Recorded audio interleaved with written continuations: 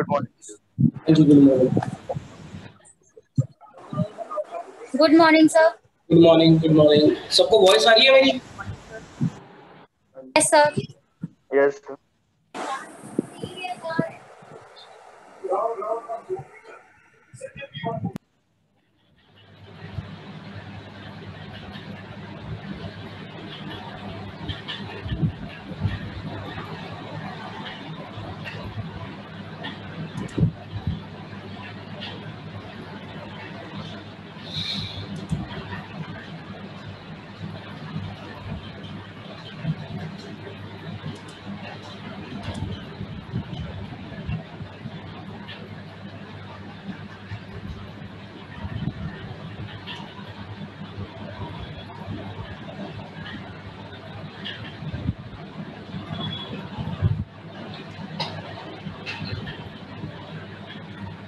हाँ जी। So good morning everyone. एक बार सब अपने कैमरे ऑन कर लो, कैमरा और माइक ऑन कर लो सब।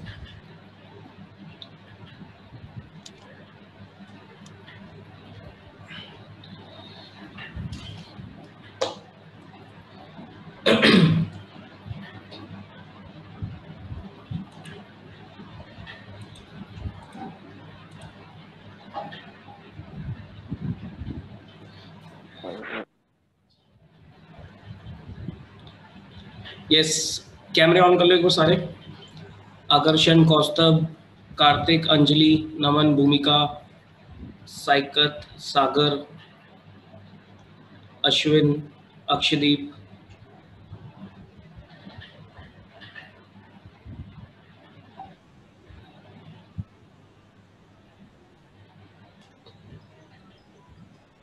Good good good. तो ऑन नहीं कर रहा, कोई बात नहीं, जिसका कैमरा नहीं चल रहा। तो आज कौन कौन है?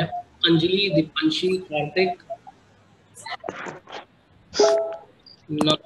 अजीत, अक्षदीप, अंजलि, अश्विन, भूमिका, निशित, कौस्तभ, पूजा, सागर, साइकत, श्री शर्मा। चलो भाई, सबको गुड मॉर्निंग। सबसे पहले तो मुझे ये बता दो भाई, आप लोगों की हेल्थ कैसी है? House your health? सब ठीक है? कोई दिक्कत परेशानी?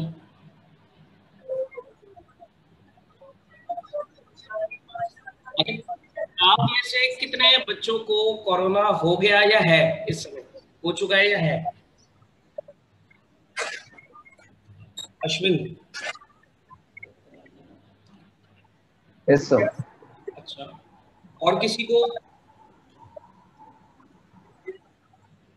मुझे तो हुआ था भाई, मुझे तो हुआ था और अब रिकवरी मोड पे है। चलो अच्छी बात है। तो अगर तो चलो भाई, अगर आप लोगों को हो चुका है या है, तो पहली चीज तो सर अपनी हेल्थ का बहुत अच्छे से ध्यान रखना, बहुत अच्छे से ध्यान रखना। क्योंकि देखो, ये अजीब सी बीमारी है, इसका कोई ना, कहते हैं ना, कोई इलाज नहीं है। आप डॉक्टर के पास जाओगे, मेडिसिन लोगे, कोई इसकी मेडिसिन नहीं है। बस ये है कि अपनी इम्यूनिटी स्ट्रांग करनी है हमें कैसे भी करके, ये अपने आप ही खत्म हो जाएगी। और ये एक ऐसी बीमारी है जो कभी भी किसी को भी हो सकती है, ठीक? कोई इसमें वो नहीं है कि भाई एक बार अगर हो गया तो दोबारा नहीं होगा। बस ये है कि दोबारा होने के चांसेस थोड़े कम हो जाते हैं, लेकिन एक बार हो गया तो दोबारा भी हो सकता है। तो आपको अपनी हेल्थ का बहुत अच्छे से ध्यान रखना है। प्लस ये फैलने वाला डिजीज है, तो आपको अपने साथ साथ अपनी फैमिली की हेल्थ का बहुत अच्छे से आइसोलेटेड रहना है। अगर आपको हो जाता है तो बिल्कुल आइसोलेटेड रहो, सिर्फ आप अपनी बुक्स अपने साथ रखना, बाकी आपके साथ कुछ नहीं होना चाहिए। बिल्कुल अपना बहुत अच्छे से ध्यान रखो। दूसरी चीज, वैक्सीनेशन जरूर कर लेना। वैक्सीन जिसने, अच्छा किस किसने लगवा ली वैक्सीन? किस किसने वैक्सीनेशन लगवा ली है? वैक्सीन लगवा ली है? सर मैंने। अश्विन ने लगवा ली, विवेक ने लगवा ली। चलो जो भी है, वैक्सीन सारे लगवा लेना।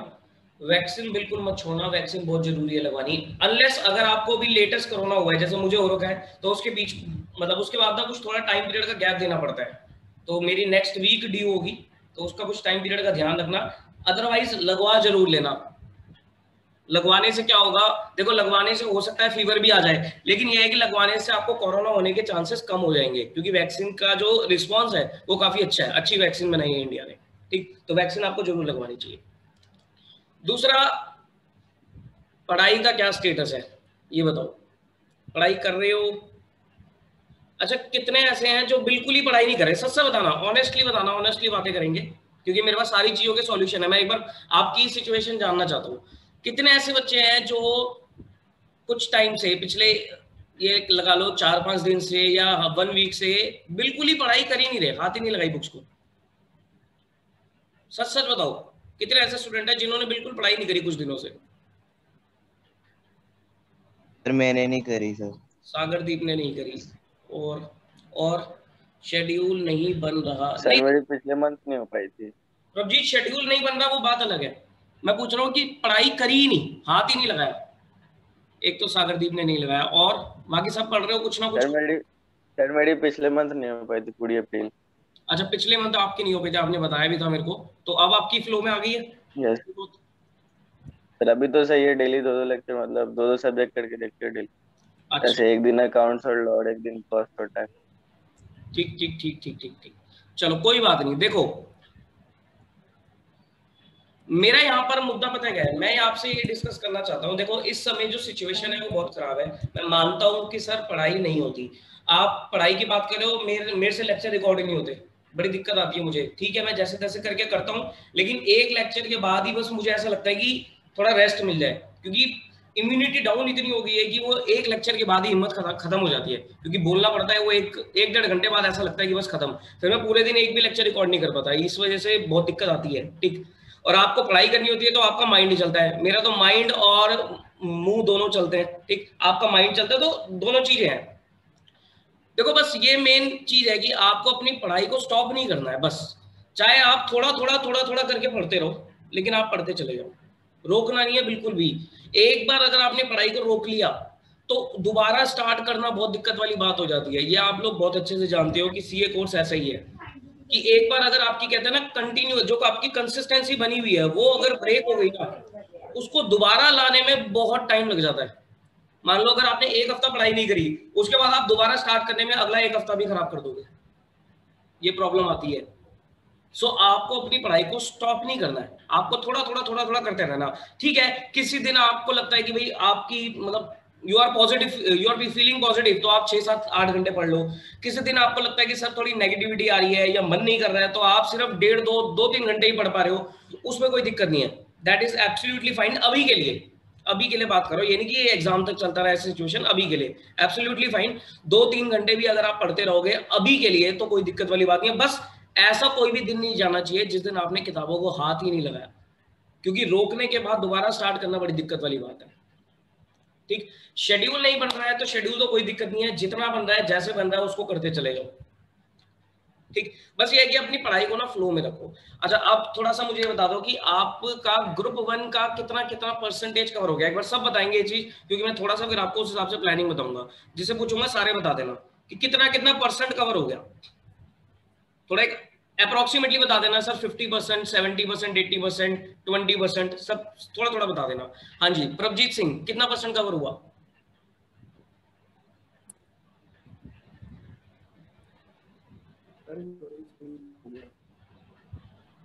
अभिषेक, अभिषेक कितना परसेंट कवर हुआ बेटा? सर अभी तो 5 चैप्टर करा है सर। 5 चैप्टर अकाउंट्स में? हाँ जी। और बाकी सब्जेक्ट्स? बाकी में भी सर अभी 2-3 हुए हैं। 2-3 हुए हैं, तो मतलब मैं मोटा मोटा आपको ये कह सकता हूँ कि आप 25-30% ही कवर कर पाए हो अभी तक। जी सर। ठीक है, ओके। तो हर्षित, हर्षित आपका क्या स्टेटस है? सर मेरा सर 60-70% हो गया है अकाउंट तो। 60-70% हो गया, ठीक है। हाँ जी ठीक है सर, रिवीजन नहीं हो पा रही सर, प्रॉब्लम ये आ रही है बस थोड़ी सी ना। ठीक है, अभी रिवीजन का ही बताता हूँ मैं। आकर्षण, हाँ जी आकर्षण आपका क्या स्टेटस? सर 8-10%। 8-10% हुआ है, ठीक है। अक्षदीप,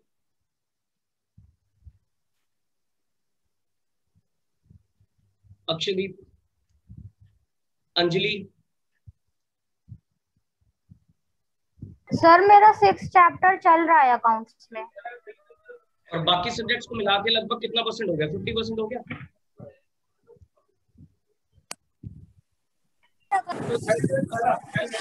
सर कॉस्ट में 9 चैप्टर है, 9 चलेगा, और लॉ में सेकंड है, और इनकम टैक्स में सेकंड है। तो मतलब 50% भी नहीं हुआ आपका, 50% से कम ही है। Yes sir. चलो कोई नहीं। उसके बाद अश्विन कालरा, अश्विन आपका तो अटेम्प्ट ही है बेटा, 30 to 35%। बेटा आपका तो एग्जाम ही है, आप इतना स्लो कैसे चल रहे हो? तो है मतलब 30 to 35 मेरे रिवीजन के बेसिस पे, वैसे तो मैंने करा हुआ था एक बार, बट मैंने नवंबर में ऑप्ट आउट कर लिया था। भूमिका गुप्ता, भूमिका आपका तो फ्लो में आ रहा था। सब 50% हो गया था उसका, बाकी सबका, और अकाउंट्स का 70% हो गया। अच्छा सर जो एग्जाम है उसकी डेट पर तो अभी है ही नहीं, बेटा, अभी अभी तो आई नहीं। एग्जाम की डेट का कुछ नहीं कह सकते। मैं आपको फ्रैंकली बता देता हूँ, फ्रैंकली, किसी को मत बोलना ये चीज, नहीं तो सब मेरे पीछे पड़ जाएंगे। अभी कुछ पता नहीं है एग्जाम का, मई जून में तो होने नहीं है, ठीक है? सर या वो तो नवंबर तक एक्सपेक्ट है। हाँ, या तो जुलाई में होंगे, ठीक, या तो जुलाई में होंगे। अगर इन्होंने जुलाई में नहीं लिए एग्जाम तो कंफर्म है एग्जाम होंगे ही नहीं, फिर नवंबर के साथ ही होंगे। मैं आपको इसका ऑप्शन भी देने वाला हूँ आज, तो एक बार थोड़ा ध्यान से, इसलिए मैंने आपको बोला था सेशन अटेंड कर लेना। सो मतलब मैं तो उसी उसी हिसाब से चल रहा था कि थोड़े लेट हो रहे हैं तो। नहीं नहीं नहीं यार, तुम एग्जाम लेट के चक्कर में अपनी पढ़ाई लेट मत करो ना। अभी करते हैं, आपके पॉइंट पे डिस्कस करते हैं। कार्तिकेय, कार्तिकेय कितना कवर हुआ बेटा? सर 35 to 45 के बीच में है, 35 मतलब to 40। पेस है, बट मैं थोड़ा अभी रिवीजन पे भी टाइम दे रहा हूँ साथ साथ। हाँ ऐसे हाँ, नहीं है कि मतलब कोर्स कोर्स पे ही फोकस कर लूँ सारा, रिवीजन पे थोड़ा ज्यादा ध्यान दे रहा हूँ इस वीक में। चलो ठीक है। कौस्तुभ, सर 45% के अराउंड हुआ है। 45% के अराउंड हो गया, ठीक है। नमन, सर अकाउंट्स में तो 15 चैप्टर तक के सारे लेक्चर देख लिए मैंने, 15 चैप्टर, 5 ही बचे हैं उसमें अभी। 5 बचे हैं, ओके। जी सर। और सर बाकी सब्जेक्ट्स में, टैक्स में भी मैं ठीक चल रहा हूँ, बस लॉ और कॉस्टिंग में थोड़ा सा पीछे हूँ। मैंने ये सोचा कि अकाउंट्स का इतना कवर हो जाएगा, उसके बाद कॉस्ट और लॉ पे ध्यान दूंगा। ठीक ठीक ठीक। पूजा। जी सर। सर अकाउंट्स में तो 7th चैप्टर चल रहा है, और लॉ आज कंप्लीट हो जाएगा मेरा, अच्छा गुड। और टैक्स और कॉस्ट भी चल रहा है सर साथ साथ थोड़ा। ठीक ठीक ठीक।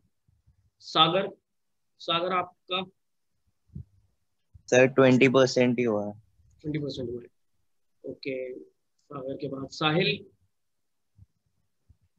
सर 45 to 50% हो गया अकाउंट का। अच्छा ठीक है।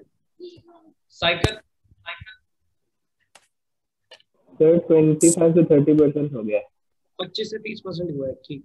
श्री शर्मा, श्री आपका तो ठीक फ्लो में है। श्री, यस सर, अकाउंट्स में तो मेरे जितने लेक्चर्स करे हो गया, टैक्स फ्लो चल रहा है, बाकी वे 70 to 80% कवर ही है, लॉ और कॉस्ट। ठीक है। एंड विवेक सिंगला, सर 35% के आसपास हुआ अभी। 35% के आसपास। चलो जो भी है, तो मुझे एक, अगर मैं एक एवरेज बात करूं तो एवरेज जो निकल के आ रही है वो ये निकल के आ रही है कि सर 35 to 40%, 35 to 40%।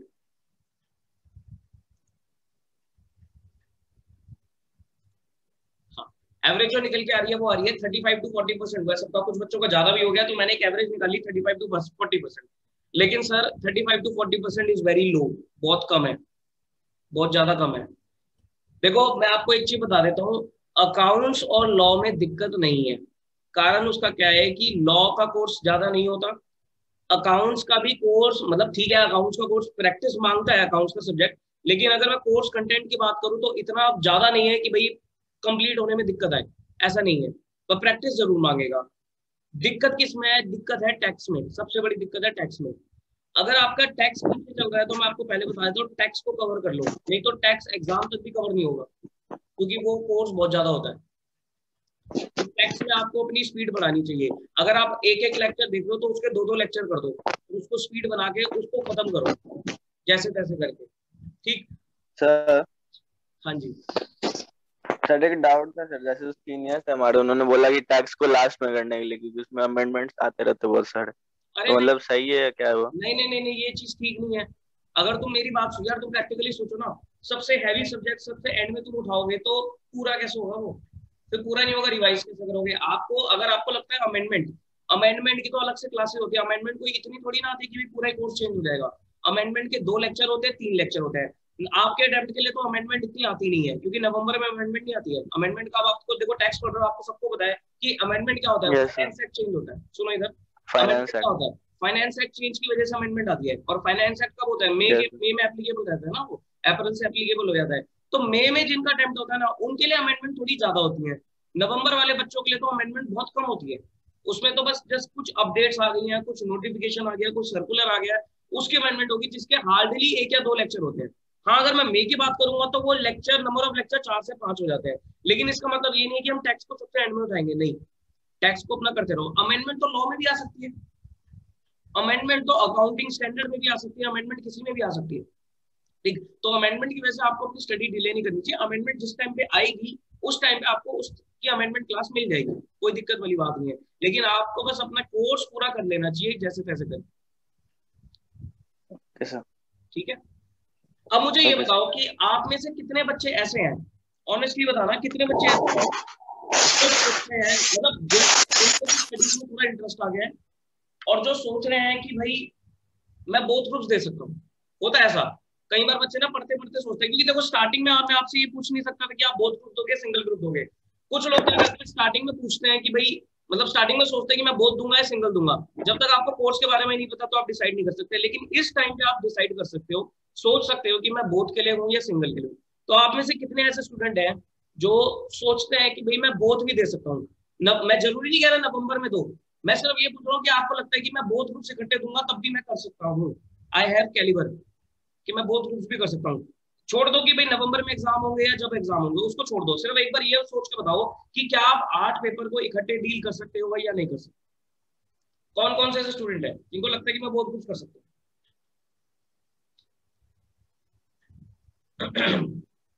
कॉस्टो आ गया, बताओ यार। कोई ऐसे, देखो इतनी कोई पहाड़ वाली चीज नहीं है बोथ ग्रुप्स करना। मैंने भी अपने टाइम पे बोथ ग्रुप्स करे थे, बहुत बच्चे बोथ ग्रुप्स करते हैं, क्योंकि मैं उसी से रिलेटेड आपको स्ट्रेटेजी बताने वाला हूँ।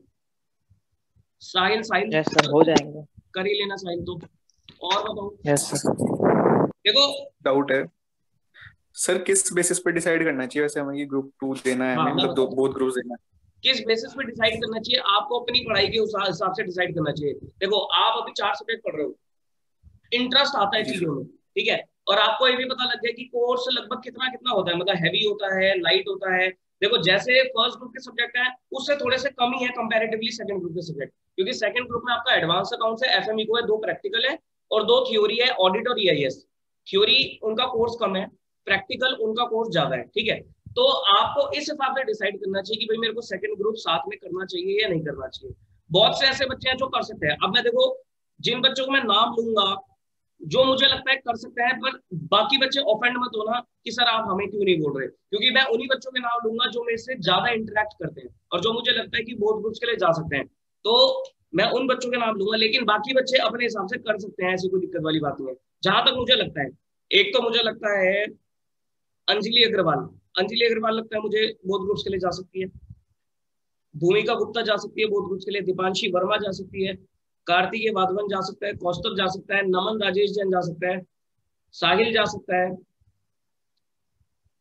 श्री भी जा सकती है। ठीक, ये मुझे लगता है कि ये बच्चे जा सकते हैं। लेकिन जिन बच्चों के मैंने नाम लिए, अगर आप नाम नहीं लिए, अगर उनको लगता है कि सर हमारे नाम क्यों नहीं लिए, तो इसका मतलब यही है कि आप लोग मुझसे इंटरेक्शन थोड़ी कम रखते हो बस। और वो आपको सबको पता है कि कौन ज्यादा रखता है कौन कम रखता है। ये मैंने उन्हीं बच्चों के नाम लिए जो थोड़ा ज्यादा इंटरेक्शन रखते हैं और जिनका मुझे पता लगता रहता है कि उनका कितना कोर्स कवर हो गया है। तो ये मैंने उन बच्चों के नाम लिए जो बोथ ग्रुप्स के लिए आराम से जा सकते हैं। थोड़ी सी हार्डवर्क की जरूरत है। अब मैं आपको ये बताता हूँ सर। हाँ जी सर मैं एक बार सिलेबस बता दूं। मेरा कॉस्टिंग में 5 चैप्टर्स हो गए हैं और कंपनी लॉ में सर मेरे 4-5 चैप्टर हो गए और अदर लॉस के अंदर भी 2 चैप्टर हो गए हैं।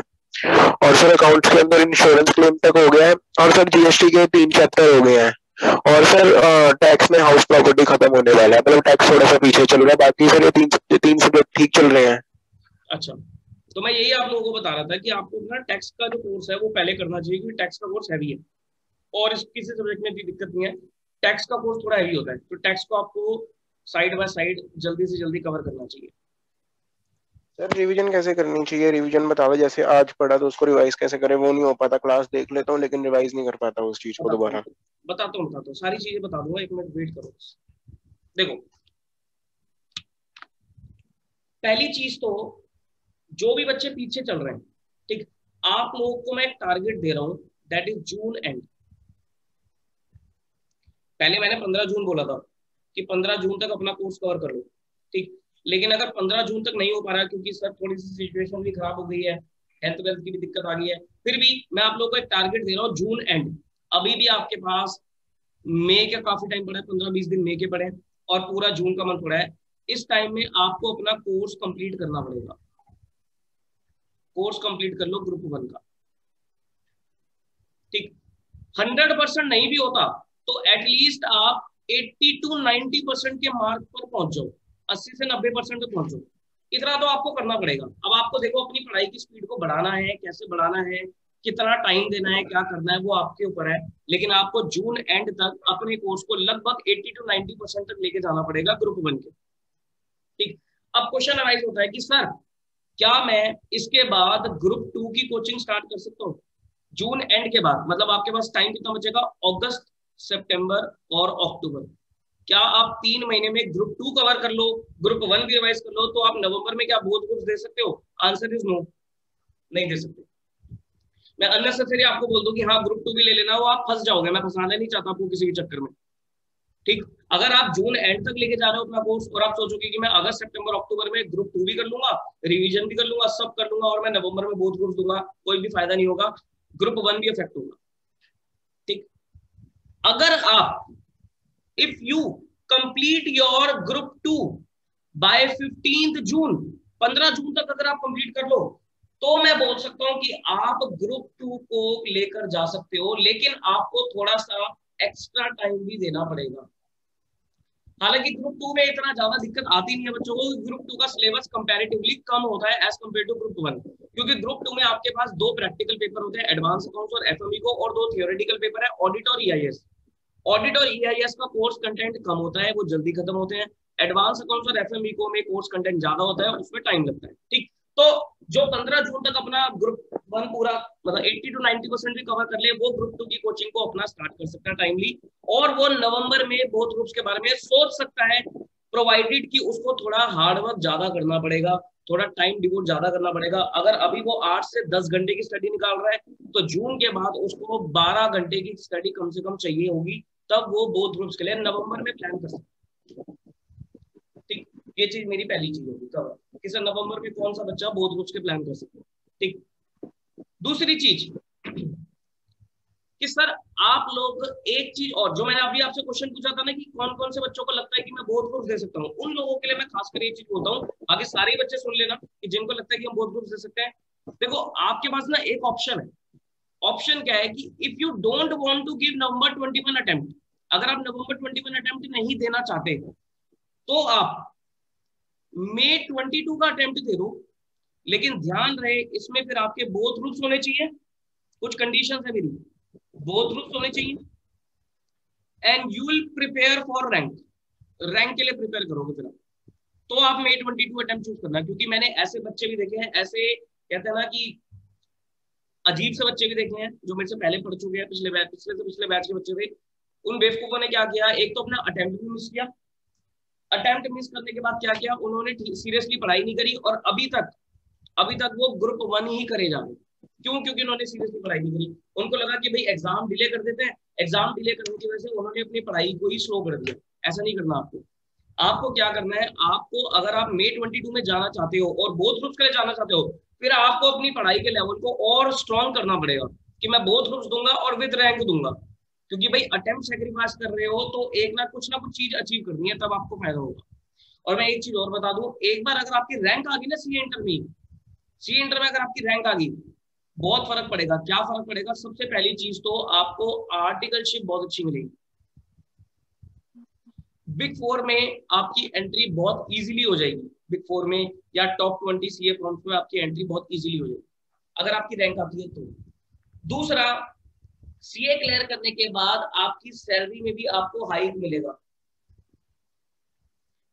सीए इंटर में या सीए फाइनल में किसी भी लेवल पे अगर बच्चे की रैंक आती है, उसका इम्पैक्ट सैलरी पे जरूर पड़ता है, उसका इम्पैक्ट सैलरी पे जरूर पड़ता है। कहने वाली बातें होती हैं कि सर रैंक ना आए कोई दिक्कत नहीं है, सिर्फ पास हो जाओ, ऐसा कुछ नहीं है। रैंक आती है तो आपकी जो अपॉर्चुनिटी होती है, जो आपको जॉब मिलने की अपॉर्चुनिटी होती है, वो बढ़ जाती है, अच्छी इंडस्ट्री आपको ग्रैब करती है, सैलरी में भी हाइक मिलता है। ठीक, तो मैं इसलिए आपको रिकमेंड करता हूँ कि भाई साहब दोनों में से किसी एक लेवल पे रैंक जरूर लेके आओ, या तो इंटर पे लेके आओ या फाइनल पे लेके आओ। और अगर दोनों में ही ला सकते हो तो ये लगा लो कि बहुत ही बढ़िया बात है। फिर तो आपका ये लगा लो किस्मत के सितारे बिल्कुल बुलंद है, फिर तो आपको फटाफट आईटीसी में जॉब मिलेगी, बढ़िया इंडस्ट्री में जॉब मिलेगी।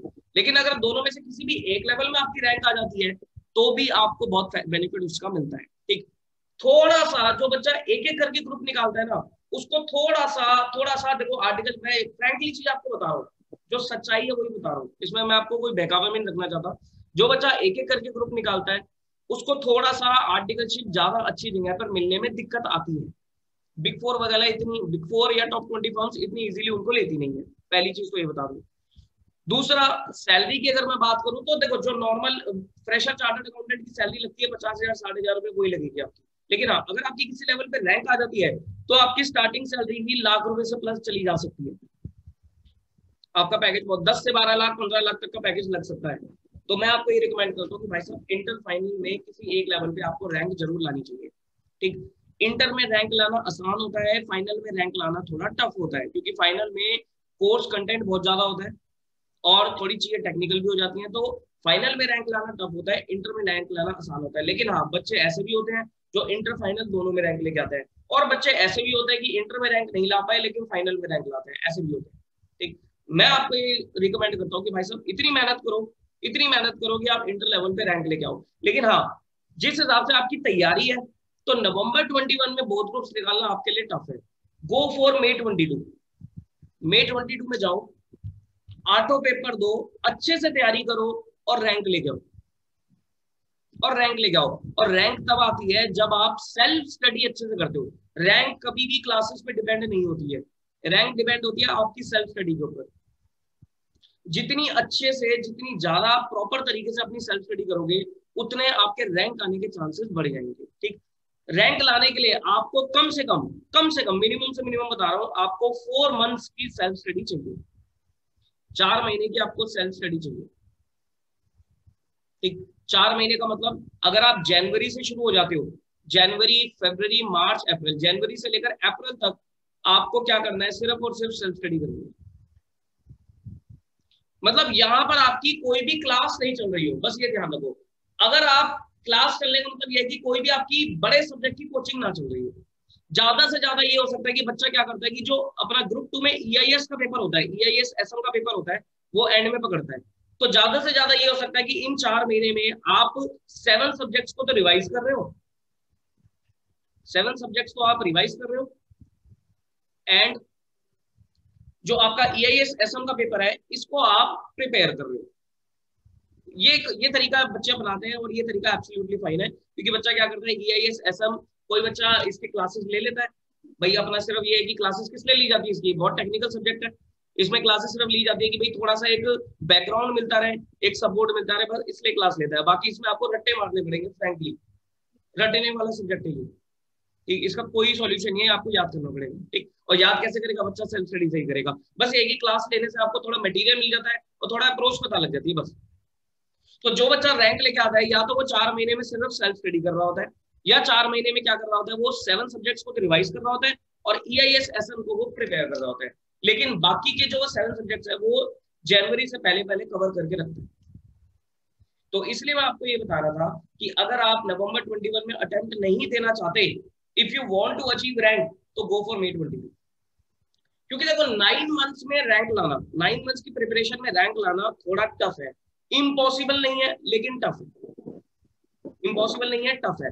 पॉसिबल वो तब होता है जब आप ये बोलते हैं कि सर मेरा मई एंड तक 80-90% कोर्स कवर हो जाएगा। जो बच्चा बोलता है कि मेरा मई एंड तक लगभग 80-90% कोर्स कवर हो जाएगा, उसको मैं बोलता कि आप हाँ नवंबर 21 में थोड़ा एक्स्ट्रा मेहनत करके रैंक लेके आ सकते हो। लेकिन जिस हिसाब से आप बता रहे हो कि 35%, 40%, 50% कोर्स है, तो नवंबर 21 में आप लोगों के रैंक लाना थोड़ा टफ है। और मैं आप लोगों को यही बोलूंगा कि भाई साहब बोथ ग्रुप्स दो और रैंक लेके आओ, वो आपके लिए फायदा रहेगा। अब कुछ बच्चों का क्वेश्चन ये आ सकता है कि सर हमारा तो कॉलेज भी है साथ में, हमारा तो रेगुलर कॉलेज भी है, तो कॉलेज के भी एग्जाम होते हैं, तो फिर हम क्या करें, क्या हम रैंक लाएं ना लाएं, क्या करें क्या ना करें? ऐसा कुछ नहीं है, कॉलेज वाले बच्चे ही सबसे ज्यादा रैंक लेके आते हैं, ये भी सुन लो। आप जितने भी रैंक होल्डर्स उठा लेना, कहीं से भी पूछ लेना, अगर आपके कॉन्टैक्ट में कोई रैंक होल्डर हो, 90% रैंक होल्डर रेगुलर कॉलेज को मिलेगा आपको, 90%। अभी भी एक मेरी स्टूडेंट थी, मैं उसका वैसे इंटरव्यू लेने वाला था, वो आपके साथ मैं शेयर भी करूंगा। बस उसके क्या है कि फादर की सीरियस कंडीशन है, वो हॉस्पिटलाइज्ड है, तो अभी वो इंटरव्यू दे नहीं पा रही है। उसने बोथ ग्रुप्स एक ही बारी में निकाले, बस उसकी रैंक नहीं आई, कुछ नंबरों की वजह से उसकी रैंक नहीं आई, लेकिन उसके बोथ ग्रुप्स फर्स्ट अटेम्प्ट में क्लियर हुए, और she was a regular course student, वो रेगुलर कॉलेज की स्टूडेंट थी, और उसने 9 मंथ्स में बोथ ग्रुप्स एक ही बारी में निकाले।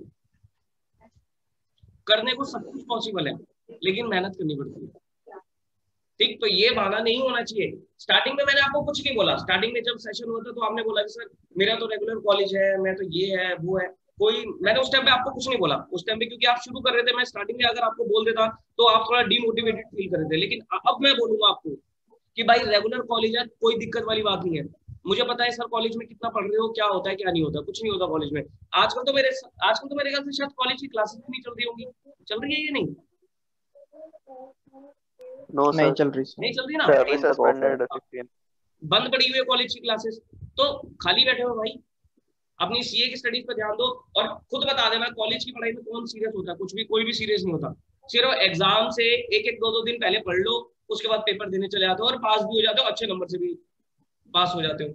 बस क्या होता है, देखो कॉलेज में क्या होता है, कॉलेज की जो स्टडीज होती है वो आपकी सीए से 75-80% मैच करती है। सिर्फ एक दो सब्जेक्ट ऐसा होता है जो आपको सेपरेटली अलग से पढ़ना होता है, और वो भी बच्चा 10 ईयर वगैरह करके पढ़ लेता है, उसमें भी कोई दिक्कत वाली बात आती नहीं है। कहने का मतलब ये है कि आप लोग रैंक लेके आओ, रैंक के लिए प्रिपेयर करो। देखो रैंक आना ना आना वो थोड़ा किस्मत के ऊपर भी है, बट एटलीस्ट आप लोग प्रिपरेशन तो ऐसी करो ना कि भाई मुझे रैंक लेके आनी है, बोथ ग्रुप्स इकट्ठे निकालने हैं, उस हिसाब से तैयारी करो। बोथ ग्रुप्स निकालने का और एक फायदा है, एक आपको सेट ऑफ का बेनिफिट मिलता है, जो कि मेरे हिसाब से बहुत अच्छा बेनिफिट है। सेट ऑफ का मतलब क्या होता है, आप सबको पता है कि सर जो आपके ग्रुप्स हैं, ग्रुप 1 और ग्रुप 2, 400 नंबर का ग्रुप 1 है और 400 नंबर का ही आपका क्या है, ग्रुप 2 है। दोनों में आपको एग्रीगेट, अगर आप इंडिविजुअल देते हो तो आपको पर सब्जेक्ट 40% एंड अबव चाहिए, और आपको एग्रीगेट क्या चाहिए, 200 एंड अबव चाहिए पास होने के लिए, 200 एंड अबव, मतलब 50% एंड अबव चाहिए। ये सिंगल की बात हो गई, ठीक? अगर आप दोनों ग्रुप इकट्ठे देते हो, तो आपका क्या हो जाता है, आपको 40% एंड अबव इंडिविजुअल सब्जेक्ट में तो चाहिए, लेकिन फिर आपको 800 में से 400 नंबर चाहिए, 800 में से आपको 400 नंबर चाहिए क्लियर करने के लिए। इस वजह से क्या होता है, कई बार बच्चा मान लो ग्रुप 1 में लेके आ रहा है 190, लेकिन ग्रुप 2 में लेके आ रहा है 220 नंबर, तो टोटल करके देखा जाएगा कि 400 बन रहे हैं या नहीं बन रहे। अगर टोटल करके 400 बन रहे हैं तो उसका ग्रुप क्लियर है। अगर आप इंडिविजुअल देते तो आपका ये ग्रुप रह जाता, क्योंकि 190 स्कोर था, 200 नंबर एग्रीगेट भी चाहिए, और एग्रीगेट की वजह से बच्चा बहुत फेल होता है। सीए कोर्स में एग्रीगेट की वजह से बच्चा बहुत ज्यादा रहता है। एग्रीगेट को बचाने के लिए बच्चा क्या करता है, बोथ ग्रुप अप्लाई करता है कि भाई सेट ऑफ करके पास हो जाऊं, ज्यादा बढ़िया। सीए फाइनल लेवल में मैं सेट ऑफ करके ही पास हुआ था, सीए फाइनल लेवल पे मेरा सेट ऑफ करके ही निकला था। मेरे को अभी एग्जैक्टली याद नहीं, लेकिन मेरे ग्रुप 2 में थोड़े कम नंबर थे, मतलब एग्रीगेट क्रॉस नहीं था, लेकिन ग्रुप 1 में मेरे बहुत अच्छे नंबर थे। शायद मेरे ग्रुप 1 में अराउंड, फाइनल में भी ये 400 का क्राइटेरिया होता है, ग्रुप 1 में मेरे ख्याल से 240 या 250 नंबर थे मेरे, और ग्रुप 2 में मेरे लगभग मेरे ख्याल से 185-186 नंबर रह गए थे। तो मैं एग्रीगेट की वजह से पास हुआ, बोथ ग्रुप्स देने की वजह से पास हुआ, एग्रीगेट की वजह से। तो अगर एक सिंगल देता तो मेरा ग्रुप फाइनल में तो 8 सब्जेक्ट एक साथ देना होता ना? नहीं, ऐसा कुछ नहीं है, फाइनल में भी आप ग्रुप 1 ग्रुप 2 अलग अलग दे सकते हो। जैसे इंटर है बिल्कुल वैसे ही फाइनल है, पेपर देने का तरीका सेम है। ग्रुप 1 ग्रुप 2 इकट्ठे भी दे सकते हो, साथ में अलग अलग भी दे सकते हो, जैसे मर्जी दो। ठीक, बस मैंने ये क्या किया था, मेरा फाइनल निकला था थर्ड अटेम्प्ट में। फर्स्ट अटेम्प्ट में भी मैंने बहुत कुछ दिए, लेकिन मैं ज्यादा सीरियस होकर पढ़ा नहीं रह गया।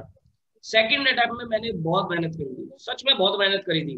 नवंबर 2015 की बात है, बहुत ज्यादा मेहनत करी थी। लेकिन मेरा क्या हुआ था, सेकंड अटेम्प्ट में मेरा एक पेपर रह गया था। पता है, उस टाइम मेरा एक पेपर होता था इसका, अब तो वो हट गया फाइनल से। वो बड़ा परेशान करता था बच्चों को पेपर, तो वो पेपर मेरा रह गया इसका। और फर्स्ट ग्रुप में मेरा एग्रीगेट नहीं बना था, तो यहाँ मैं फंस गया। थर्ड अटेम्प्ट में बस थोड़ा सा ये कि परेशान हो गया था, लेकिन मेहनत फिर थर्ड अटेम्प्ट में बहुत करी थी। तो थर्ड अटेम्प्ट में मैंने थोड़ा ग्रुप 1 को ज्यादा अच्छे से ध्यान दिया, क्योंकि मुझे पता था कि ग्रुप 1 मेरा बहुत अच्छा हो सकता है। और मैंने एक स्ट्रेटेजी बना ली थी कि भाई ग्रुप 1 ज्यादा अच्छे से पढ़ूंगा, ताकि उसमें मेरे 400 में से जितने ज्यादा मैं खींच सकता हूँ नंबर उसमें खींचूंगा। क्योंकि उसमें 2 पेपर थे जो मेरे फेवरेट थे, FR का पेपर जिसको अकाउंट्स बोलते हैं, और ऑडिट का पेपर। इन दोनों में मैंने खूब मेहनत करी थी, और उसमें मैंने एग्जामिनेशन की तैयारी कर ली थी मैंने। तो इसको मैंने अच्छे से तैयार किया। और ग्रुप 2 में इसका की वजह से मेरे को थोड़ा डर लग रहा था पेपरों में, लेकिन ये है कि बहुत ग्रुप साथ में दिए और निकल गया। ये मेरी स्ट्रेटेजी है। तो आप इसी टाइप की स्ट्रेटेजी इंटर लेवल पे भी बना सकते हो कि दोगे बोथ ग्रुप्स तो आपको फायदा मिलेगा, सेट ऑफ का भी फायदा मिलेगा, रैंक लाओगे तो फायदा मिलेगा, और बोथ ग्रुप्स एक बार में क्लियर करने का बेनिफिट बहुत ज्यादा होता है। अब आप अगर जैसे first group generally first group clear, एक बार डिस्टर्बेंस आ रही है, प्लीज बंद करना जहां से भी आ रही है। जनरली बच्चा क्या करता है, एक ग्रुप क्लियर करने के बाद सोचता है कि मैं आर्टिकलशिप ज्वाइन कर लेता हूँ और सेकंड ग्रुप देता रहूंगा। एक ग्रुप क्लियर करने के बाद आर्टिकलशिप नहीं मिलती। ये है सच्चाई है। अच्छी फॉर्म में नहीं मिलेगी, छोटी मोटी फॉर्म में तो कभी भी आर्टिकलशिप ले लो, कोई दिक्कत नहीं है। लेकिन अच्छी फॉर्म में आपको एक ग्रुप क्लियर करने के बाद आर्टिकलशिप नहीं मिलती है। उसका कारण है, कोई भी फर्म ऐसे कैंडिडेट को प्रेफर नहीं करती है जिसको 2 महीने बाद एग्जामिनेशन लीव चाहिए। वो हमेशा आपको यही बोलेंगे, भाई साहब पहले बोथ ग्रुप क्लियर करके आओ, फिर आना आर्टिकलशिप के लिए। तो कोई फायदा क्या हुआ ये बताओ ना। It's better to give both groups एक ही बारी में दो और उसको क्लियर करो, चाहे आपको एक अटेम्प्ट डिले करना पड़े, वो तो वैसे भी आपका डिले हो गया, क्योंकि एक ग्रुप देने क्लियर करने के बाद भी आप आर्टिकलशिप तो शुरू कर नहीं सकते ना। तो बेटर यही है कि खुद से एक अटेम्प्ट स्किप करके अगला अटेम्प्ट दे दो और बोथ ग्रुप्स दो, और एक ही बारे में निकालो, सो दैट आपको अच्छी फॉर्म में आर्टिकलशिप तो मिले, एक्सपोजर तो आपको अच्छा मिले। बिग 4 में आर्टिकलशिप करना चाहते हो ना, टॉप 20 में आर्टिकलशिप करना चाहते हो, उसके लिए आपको कुछ कंडीशन सेटिस्फाई करनी पड़ेंगी उनकी। बोथ ग्रुप्स एक ही बारी में होना चाहिए, रैंक लाओ तो बहुत अच्छी बात है। ठीक, अच्छा ये मीटिंग एंड हो रही है, सेम सेशन को दोबारा ज्वाइन कर लो। जो सेम लिंक मैंने भेजा हुआ है ना, उसको दोबारा ज्वाइन कर लो, एक सेशन और ले रहा हूं मैं, तो ये मीटिंग एंड हो रही है। ठीक है, सेम सेशन दोबारा ज्वाइन कर लो।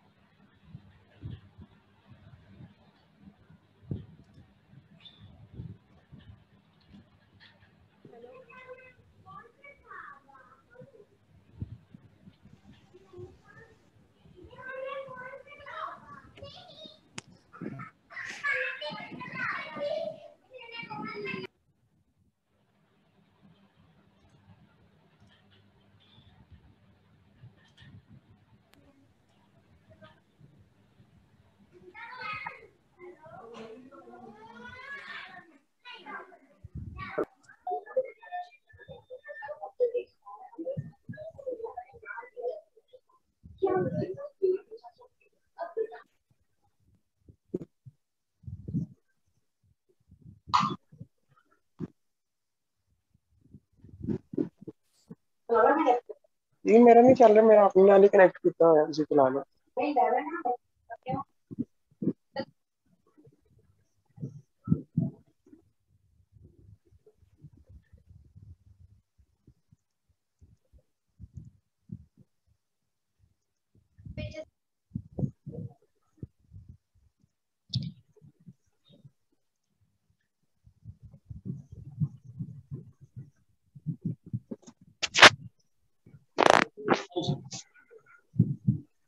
चलो, तो मैं आप लोगों को क्या बता रहा था, मैं आपको बोथ ग्रुप्स के बेनिफिट बता रहा था कि भाई आपको बोथ ग्रुप्स साथ में देने चाहिए, उसके काफी फायदे हैं। ठीक, तो क्या हमने देखा कि भाई या तो आप नवंबर 21 के लिए अगर आप प्रिपेयर कर सकते हो तो नवंबर 21 में जाओ, otherwise go for May 22 attempt and prepare for both groups prepare करो, और बोथ ग्रुप्स एंड रैंक, ये दो चीजें चाहिए।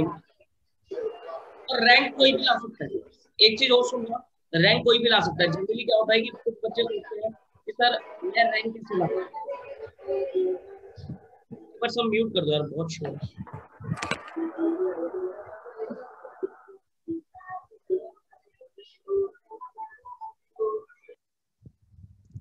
हाँ, अब कुछ बच्चे ना ये सोचते हैं, पहले से ही नेगेटिव रहते हैं कि सर मैं रैंक कैसे ला सकता हूँ, क्यों नहीं रैंक ला सकते सर, मेरे तो एक तो फाउंडेशन 2 बार में निकला, मेरा तो फाउंडेशन में 1 अटेम्प्ट लग गया था, मेरे तो 12th में भी इतने अच्छे नंबर नहीं आए, तो क्या मैं इंटर में रैंक ला सकता हूँ? ऐसा कुछ नहीं होता। फाउंडेशन 4 बार में भी निकले तब भी इंटर में बच्चा रैंक ला सकता है, ऐसा कुछ भी नहीं होता। ये सब चीजें कहने वाली बातें होती हैं कि सर मैं तो रैंक ला ही नहीं सकता, मैं रैंक वाला बच्चा नहीं हूँ। कोई रैंक वाला बच्चा कोई अनोखा बच्चा थोड़ी ना, आप लोगों की तरह, तो आप लोगों में से ही तो है वो। बस क्या चाहिए आपको रैंक लाने की? सिर्फ 2-3 चीजें तो चाहिए भाई। आपको मेहनत चाहिए, आपको हार्डवर्क चाहिए, आपको डिसिप्लिन चाहिए, और आपको कंसिस्टेंसी चाहिए। अगर ये 3 प्रिंसिपल अगर आप फॉलो कर लो तो आपके पास रैंक आराम से आ जाएगी। मेहनत अगर आप करते रहो, अपनी पढ़ाई को डिसिप्लिन वे में करो, डिस्ट्रैक्ट ज्यादा ना हो, और अपनी पढ़ाई को कंटिन्यूअस रखो, चीजों को कंटिन्यूअस पढ़ते चले जाओ, तो रैंक आप ला सकते हो। बस रैंक में सिर्फ ये 3 चीजें चाहिए, और कुछ नहीं चाहिए। मेहनत, डिसिप्लिन और कंसिस्टेंसी, ये 3 चीजें चाहिए। एक बार ये 3 चीजें अगर आपने अडॉप्ट कर ली तो रैंक लाना कोई मुश्किल बात नहीं है आप लोग के। बच्चा रैंक क्यों नहीं लाता? क्योंकि उसके पास इन तीनों में से कोई ना कोई चीज की कमी है। या तो वो हार्डवर्क नहीं कर रहा ठीक से, या वो डिसिप्लिन मतलब वो डिस्ट्रैक्टेड है बहुत ज्यादा, व्हाट्सएप, फेसबुक, सोशल मीडिया से बहुत ज्यादा परेशान है, डिस्ट्रैक्टेड है, या फिर वो अपनी पढ़ाई में ज्यादा कंसिस्टेंस है ही नहीं। वो थोड़ा पढ़ता है फिर रुक जाता है, फिर कुछ एक दिन पढ़ा फिर एक दिन की छुट्टी दे दी, ऐसे नहीं चलती पढ़ाई, ऐसे सीए कोर्स में पढ़ाई नहीं होती है। ठीक, तो ये 3 चीजें चाहिए अगर आप एक ही बारी में बोथ ग्रुप्स क्लियर करना चाहते हो और रैंक लेके आना चाहते हो। ठीक, तो आज अपने आप से आप लोगों को प्रॉमिस करना है, मुझसे मत करो, अपने आप से करो, अपनी फैमिली से करो, कि भाई मैं 1 अटेम्प्ट हो सकता है स्किप मुझे करना पड़ जाए, लेकिन मैं बोथ ग्रुप्स एक ही बारी में क्लियर करूंगा या करूंगी, और रैंक लेके आऊंगा या आऊंगी, कि भाई मुझे रैंक लेके आना। और रैंक लाने के बाद कसम से कह रहा हूँ आप मेरी बातों को याद रखोगे। जब आपको बिग 4 में आर्टिकलशिप मिलेगी, जब आपको टॉप 20 फर्म्स में आर्टिकलशिप मिलेगी, जब आपका सैलरी पैकेज में रैंक की वजह से हाइक आपको मिलेगा, तब आप मेरी बातों को याद रखोगे कि हाँ सर ने बोला था रैंक, तो कुछ ना कुछ बेनिफिट तो उसका हुआ ही है। ठीक, तो ये चीज पे वर्क करो, प्लीज वर्क करो।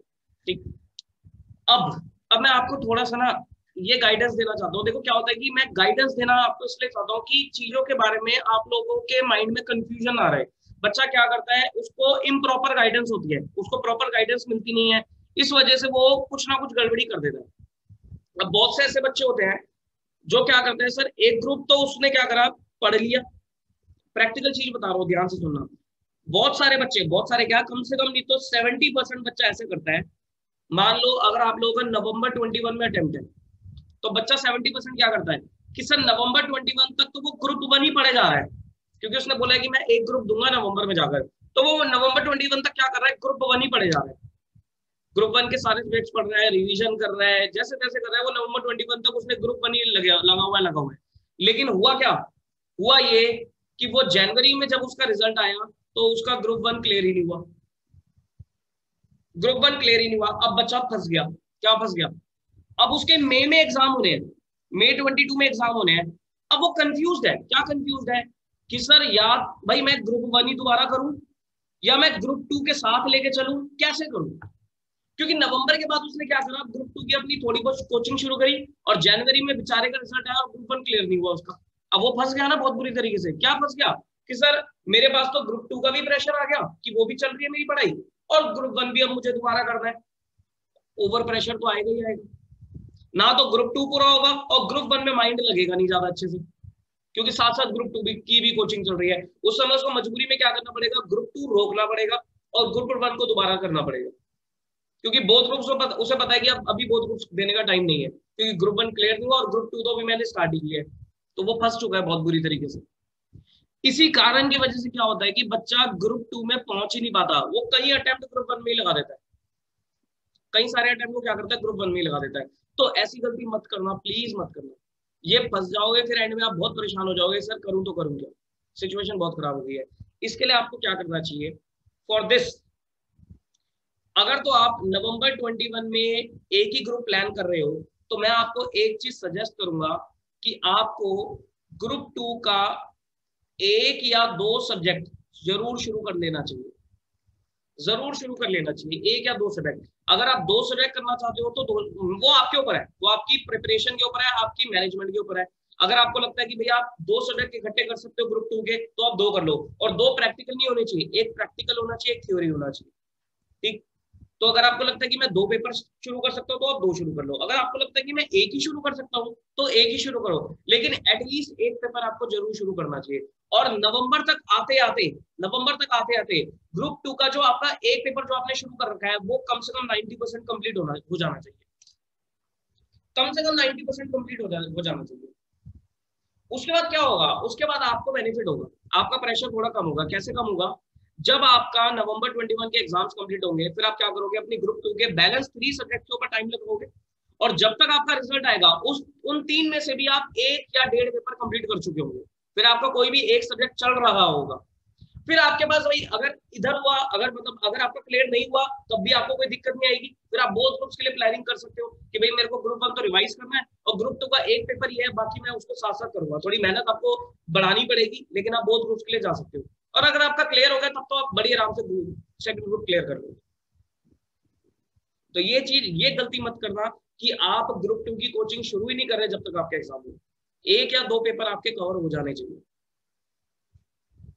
ठीक, ये गलती मत करना, ठीक। अगर आप नवंबर 21 में अटेम्प्ट नहीं देना चाहते, अगर आप मई 22 में जाना चाहते हो, बोथ ग्रुप्स के लिए जाना चाहते हो, तब भी आपको कम से कम दिसंबर तक, जैसे मैंने अभी आपको बताया, दिसंबर तक आपके बोथ ग्रुप्स कंप्लीट हो जाने चाहिए, कोचिंग आपकी बोथ ग्रुप्स की कंप्लीट हो जानी चाहिए। बोथ ग्रुप्स में मेरा कहने का मतलब है 7 सब्जेक्ट्स को आपके कंप्लीट होने चाहिए। बस ये है कि जनरली बच्चा EIS SM को लास्ट में प्रेफर करता है। देखो अगर आप 8 सब्जेक्ट कर सकते हो पहले तो बहुत अच्छी बात है, अगर आपको लगता है कि भाई 8 नहीं हो पाएंगे, 7 हो रहे हैं, तो 7 में भी कोई दिक्कत नहीं। 1 सब्जेक्ट EIS को आप अपना जो आपकी 4 महीने की लीव रहेगी, सेल्फ स्टडी की लीव रहेगी, उस टाइम चलाते रहेंगे, कोई दिक्कत वाली बात नहीं है, ठीक। तो ये मई 22 वालों की स्ट्रेटेजी होगी। और जो अगर आप सोचते हो कि भाई नवंबर में मेरे को अभी सिंगल ही देना है, तब भी आपको ग्रुप 2 का 1 या 2 पेपर कर लेने चाहिए, नहीं तो बाद में आके यू विल फील, मतलब बहुत आपको बर्डन फील होगा, और फिर इसी वजह से बच्चा क्या करता है कि सेकंड ग्रुप पे पहुंच नहीं पाता, वो लगा रहा है, ठीक। अब जब आपका ग्रुप 1 क्लियर, जब आपका ग्रुप 1 कंप्लीट हो जाए, जब आपकी ग्रुप 1 की क्लासेस वगैरह पूरी हो जाए, मतलब मैं जून की बात कर रहा हूँ कि जून एंड तक मैंने आपको एक टारगेट सा दे दिया रफली कि जून एंड तक कंप्लीट करो। उसके बाद आपको क्या करना है, अगर तो देखो आपका नवंबर अटेम्प्ट है, फिर तो आप कुछ नहीं, फिर तो आप इसको रिवाइज करते चले जाओगे, रिवीजन शुरू करोगे इसकी, ठीक। और साथ में देखो ज्यादा नहीं, अगर आप 2 घंटे 2 आवर्स डेली सेकंड ग्रुप को भी दो तब भी कोई दिक्कत नहीं है। भाई लेट्स से आपने एडवांस अकाउंट स्टार्ट कर लिया, एग्जांपल के तौर पे आपने एडवांस अकाउंट्स की क्लासेस ले ली। एडवांस अकाउंट्स का जो कोर्स है वो लगभग 150 घंटे के आसपास का है, 150 से 180 आवर्स के आसपास का है, मेरे को भी एग्जैक्टली कैलकुलेट करना पड़ेगा, लगभग 150 से 180 घंटे के आसपास का है। तो अगर आप 2 घंटे डेली भी से दे रहे हो, 2 घंटे डेली भी से दे रहे हो, तो लगभग आपका 75 to 80 लेक्चर्स में कोर्स कवर हो जाता है, ठीक। तो 2 घंटे डेली देना कोई बहुत बड़ी बात नहीं है, 2 घंटे तो वैसे ही निकल जाते हैं, ठीक। तो 75 to 80 लेक्चर्स आप अपने एग्जाम तक नवंबर तक कंप्लीट कर सकते हो। इसमें आपको कुछ नहीं करना, सिर्फ आपको लेक्चर देखना है और 15-20 मिनट डेली निकाल के उसको रिवाइज करना है। आपको कोई एक्स्ट्रा उसमें रिवाइज करने की जरूरत नहीं है, सिर्फ जो होमवर्क दिया वो होमवर्क कर लो, दैट्स इट। आपको अलग से रिवाइज करने की जरूरत नहीं है, जब आपके एग्जाम पूरे हो जाएंगे फिर दोबारा उसको रिवाइज कर लेना। लेकिन कम से कम आपके पास ये बर्डन नहीं रहेगा कि भाई मेरे को तो इसकी क्लासेस लेनी है, मेरे को तो ये सब्जेक्ट अभी दोबारा पूरा देखना है, वो दिक्कत वाली बात आ जाती है, क्योंकि हैवी होती है चीजें, एकदम से कवर कर पाना इजीली तो वो पॉसिबल नहीं है, ठीक। और अगर आप मई 22 की प्लानिंग कर रहे हो, तब भी आपको क्या करना है कि भाई जून एंड तक आपने ग्रुप 1 कंप्लीट किया, उसके बाद ऐसा नहीं कि ग्रुप 1 कंप्लीट करा और ग्रुप 2 में लग गए, ग्रुप 1 छोड़ दिया, ये भी मत करना। ग्रुप 2 की अगर आपने कोचिंग शुरू कर लिया है तब भी आपको कुछ घंटे ग्रुप 1 के लिए स्पेयर करने हैं, क्योंकि जो पुराना पड़ा हुआ है उसको रिवीजन करते रहो भाई। उसके लिए आप किस तरीके से प्लानिंग कर सकते हो, मान लो अगर आप May 22 के लिए जा रहे हो तो आप क्या कर सकते हो, आप जून तक तो अपना ग्रुप 1 कंप्लीट करो, फिर उसके बाद आप क्या कर सकते हो कि भाई आपने फॉर एग्जांपल 1 जुलाई से ग्रुप 2 की क्लासेस शुरू करी, तो आपने अपनी दिन को 2 पार्ट्स में डिवाइड करा। मान लो आप 12 घंटे की स्टडी निकालते हो, आपने 8 आवर्स एंड 4 आवर्स में डिवाइड किया। ये May 22 वालों के लिए बता रहा हूँ, ठीक। 8 आवर्स और 4 आवर्स में डिवाइड किया। आपने बोला 8 घंटे तो मैं ग्रुप 2 पे दूंगा क्योंकि ग्रुप 2 की मेरे को अपनी क्लासेस वगैरह पूरी करनी है, और 4 घंटे आप ग्रुप 1 पे भी दे रहे हो। इन 4 घंटे में आप क्या कर रहे हो, आप कोई भी सब्जेक्ट उठा रहे हो। आपने लेट से अकाउंट स्टार्ट करा, ठीक, तो पहले 5 से 7 दिन आपने क्या करा, सिर्फ अकाउंट्स को दिया और डेली 4 घंटे पढ़कर आपने अकाउंट्स को रिवाइज किया। फिर आपने लॉ उठाया, फिर आपने टैक्स उठाया, फिर आपने कॉस्ट उठाया। ऐसे कर करके आप अपनी क्लासेस को, मतलब ग्रुप 1 को भी साथ साथ रिवाइज करके चल सकते हैं। ये आपको कुछ, देखो अपनी स्ट्रेटजी आपको अपने हिसाब से बनानी पड़ेगी। मैं सिर्फ आपको एक तरीके से रफली गाइडेंस दे रहा हूँ कि भाई कुछ ना कुछ इस तरीके से आप कर सकते हो। बस मेरा ऑब्जेक्टिव समझना, मेरा ऑब्जेक्टिव सिर्फ यही है कि आपका टाइम नहीं खराब होना चाहिए। आपको किसी भी तरीके से अपना टाइम खराब नहीं करना है, और बाद में आपको ये नहीं पछताना कि यार ये मैं पहले कर लेता तो ये हो जाता, वो चीज मैं पहले कर लेता तो वो हो जाता। It's a right time. अब मैं उससे बात करूंगा, क्या नाम है उसका, Ashwin. Ashwin, are you there?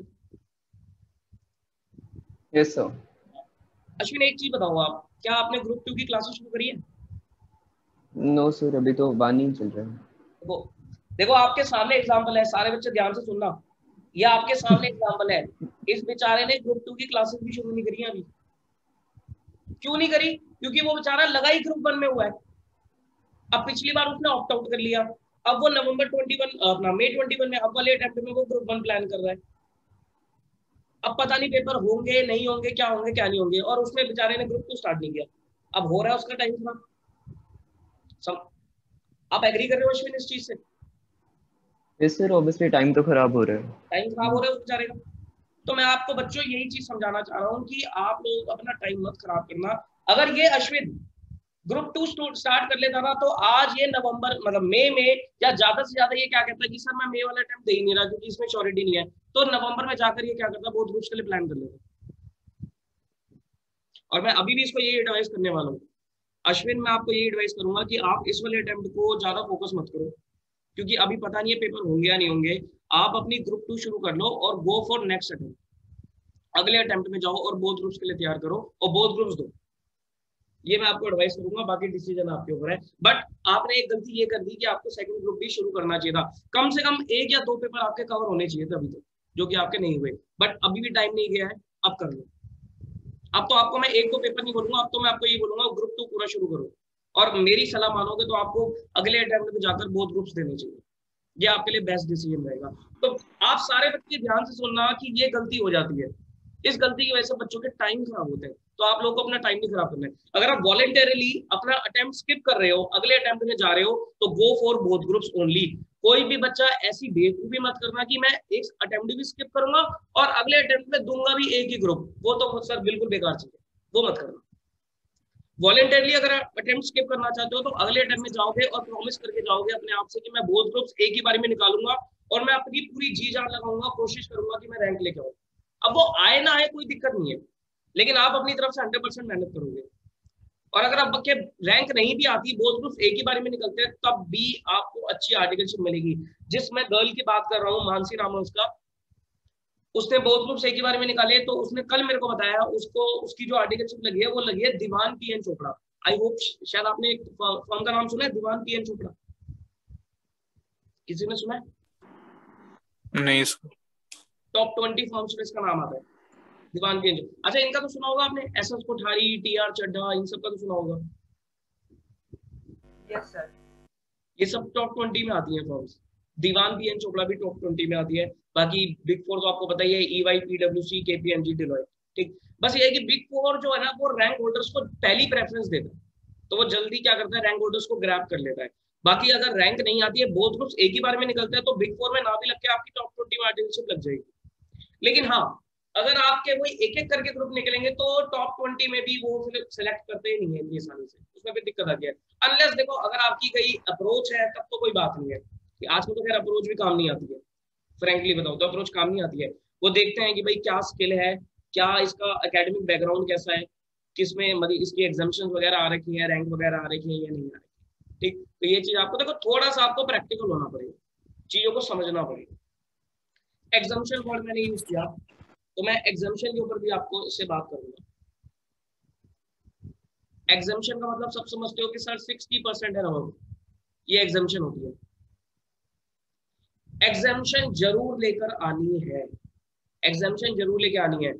Point पे पास होने वाले बच्चे की इतनी वैल्यू नहीं होती है, सिर्फ ठीक है पास हो गया, ठीक है भाई जैसे तैसे करके मैं पास हो गया, वो मजेदार वाली बात नहीं है। एग्जाम्शन लाओगे तो कुछ फायदा मिलेगा, कम से कम आप सीवी में लिख सकते हो। मैं आज भी अपने सीवी में, सही बता रहा हूँ, मैं आज भी अपने सीवी में अगर मेरे को कहीं अपना सीवी देना पड़ता है या अपनी प्रोफाइल देनी पड़ती है, सीवी तो क्या नहीं देता मैं, जब भी मैं अपनी कहीं प्रोफाइल देता हूँ तो मैं प्रोफाइल में आज भी अपनी इंटरमीडिएट की एग्जाम्शन भी मेंशन करता हूँ। मेरी इंटर में एक दो मतलब चार पेपर में एग्जाम्शन आई थी, अकाउंट्स में, एडवांस अकाउंट्स में, ऑडिट में और कॉस्ट एंड एफएम में। कॉस्ट अकाउंटिंग एफएम हमारे टाइम भी एक ही पेपर होता था कॉस्ट एफएम का, तो मेरी इन 4 पेपर में एग्जाम्शन आई थी। टैक्स में सिर्फ 2 नंबर से रह गया था, 58 मार्क्स से, नहीं तो उसमें भी एग्जाम्शन आती। तो इन 4 पेपर मेरी इंटर लेवल पे एग्जाम्शन थी और फाइनल लेवल पे भी मेरी 4 या 5 पेपर में एग्जाम्शन थी। तो मैं आज भी अपनी इंटर की एग्जाम्शन मेंशन करता हूँ, क्यों? क्योंकि सर वो अचीवमेंट है, वो अचीवमेंट है। सीए एग्जाम में एग्जाम्शन लाना इज एन अचीवमेंट, समझ लो। फाउंडेशन को कोई नहीं गिनता, फाउंडेशन को कुछ नहीं गिनता। फाउंडेशन में आप जितने मर्जी नंबर ले आओ, 80-90 नंबर ले आओ, कोई वैल्यू नहीं है फाउंडेशन। इंटर लेवल से वैल्यू काउंट होनी शुरू होती है। ठीक, तो एग्जाम्शन के लिए आपको जो पेपर सबसे ज्यादा मदद करेंगे, अगर मैं ग्रुप 1 की बात करूंगा तो आपके 2 पेपर आपको एग्जाम्शन दिलाएंगे, अकाउंट्स का पेपर दिलाएगा और कॉस्ट का पेपर दिलाएगा। ये एग्जाम्शन दिलाएंगे ग्रुप 1 में। और ग्रुप 2 में जो आपको एग्जाम्शन दिलाएंगे या आपके 2 पेपर दिलाएंगे, एडवांस अकाउंट्स का पेपर दिलाएगा और एफएमईको का पेपर दिलाएगा। ये पेपर आपको ग्रुप 2 में एग्जाम्शन दिलाएंगे। और अगर आप एग्जाम्शंस लेके आते हो तो आपको ग्रुप निकालने के आपके चांसेस थोड़े बढ़ जाते हैं।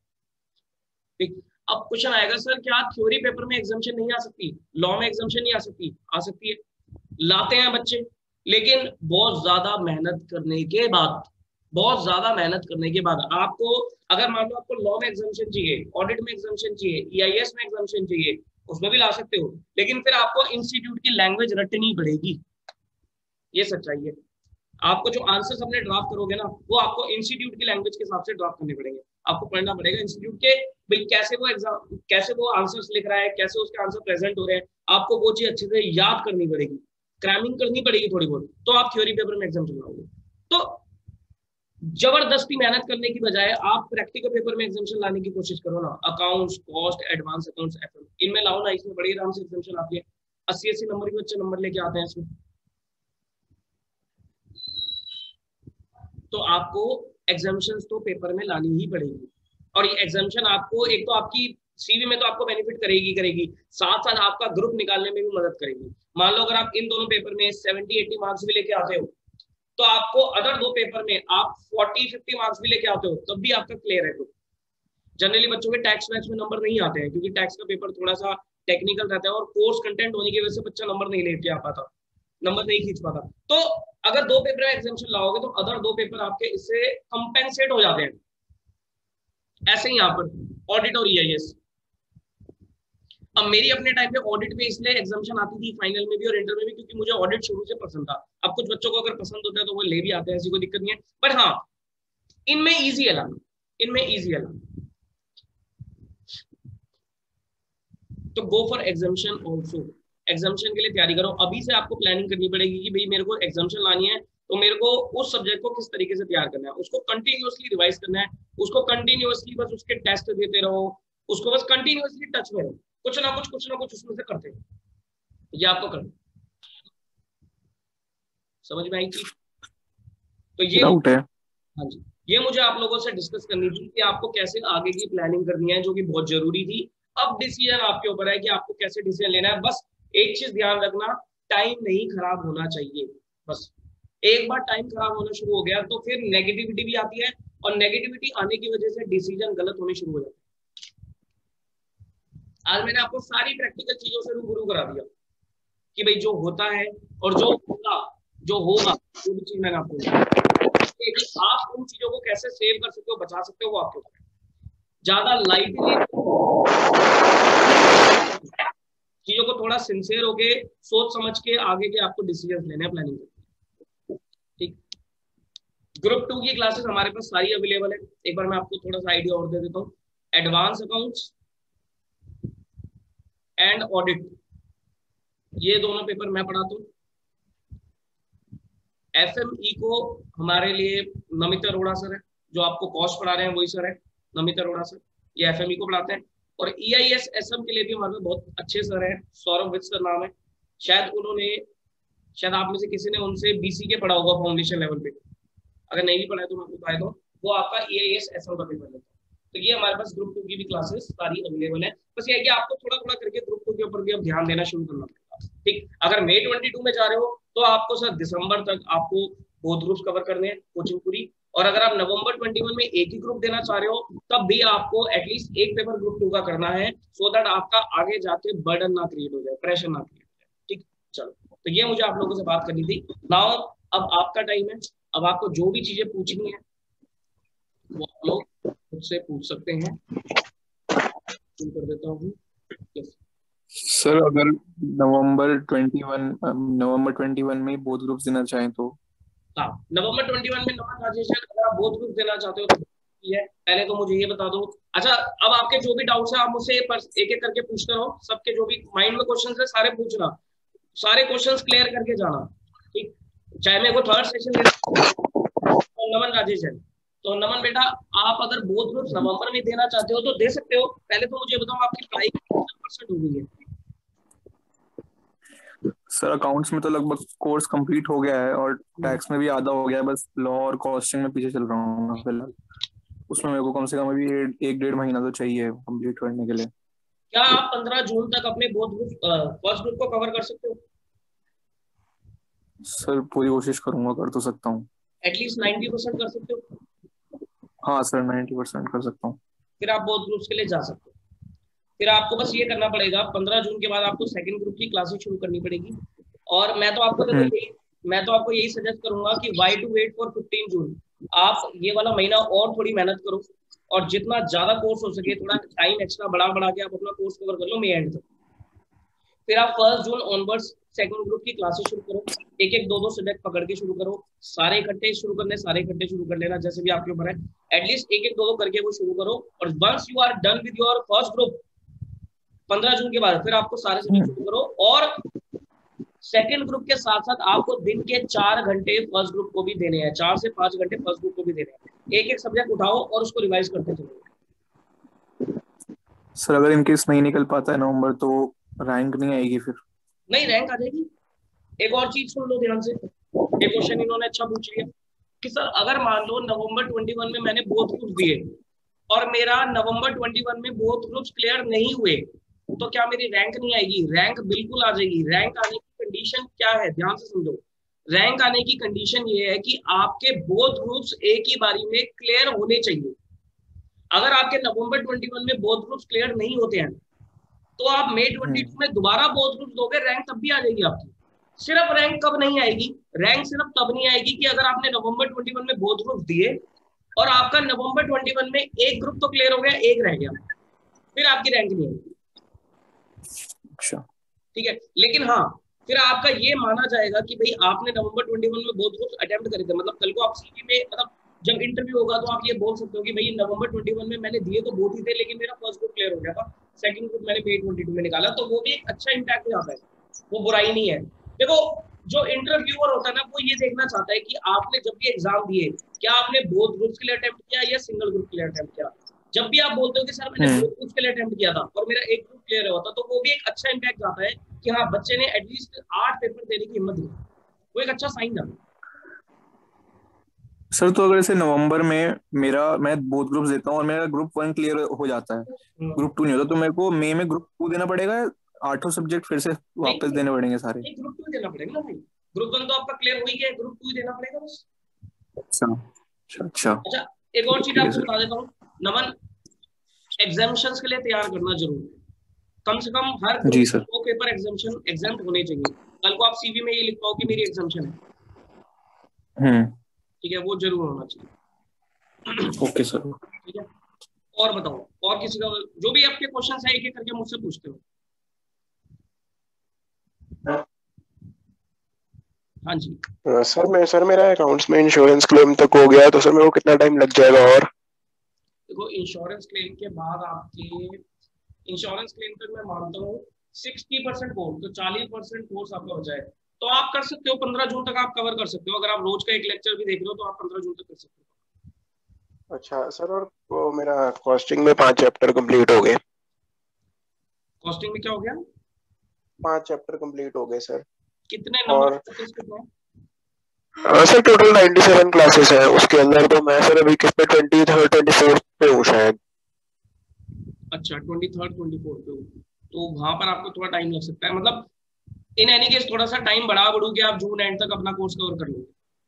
सर मैं कुछ ऐसा सोच रहा हूँ, जैसे क्या करूँ, जैसे मतलब एक दिन में जैसे 6 घंटे क्लास देख लूँ एक ही सब्जेक्ट की, जैसे 2 घंटे सुबह, 2 घंटे दोपहर को, 2 घंटे रात को, और साथ साथ में रिवीजन करता रहूँ, तो ऐसे जल्दी खत्म हो जाएगा सिलेबस। जैसे मतलब अकाउंट्स का अगर खत्म होने वाला है तो 2-3 दिन 6-6 घंटे करके क्लास देख के उसको पहले फटाफट खींच दूँ, फिर जो होने वाला है फिर उसमें फ्री हो जाऊँ, मतलब 2 सब्जेक्ट रह जाए, कुछ ऐसा कर सकता हूँ।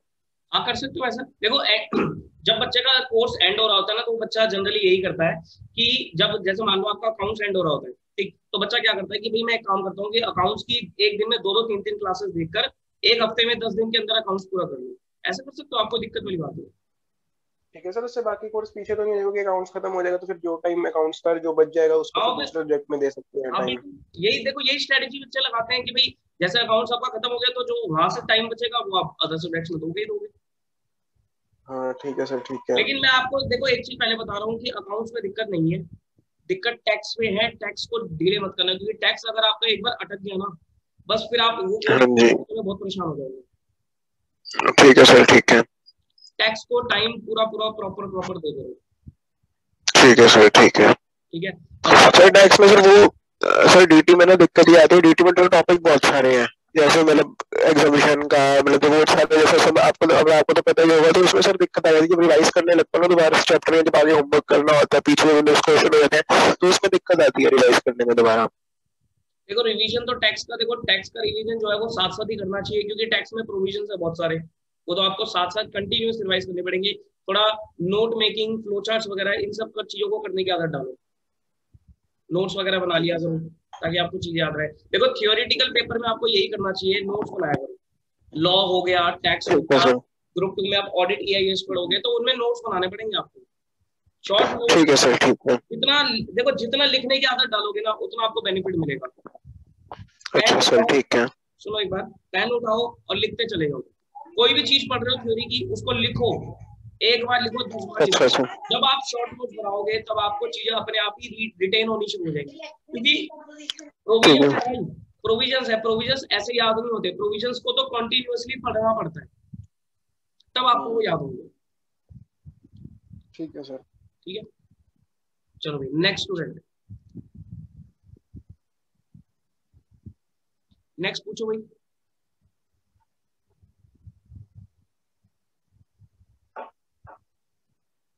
पूछो यार, पूछो, जिसका भी जो भी पॉइंट है पूछो, एटलीस्ट पूछ लोगे तो सारी। सर एग्जाम के जस्ट पहले 8 सब्जेक्ट कैसे होंगे? मतलब कुछ उसका अलग से स्ट्रेटजी होता होगा ना, क्योंकि एक दिन का तो गैप रहता है एग्जाम के जस्ट पहले।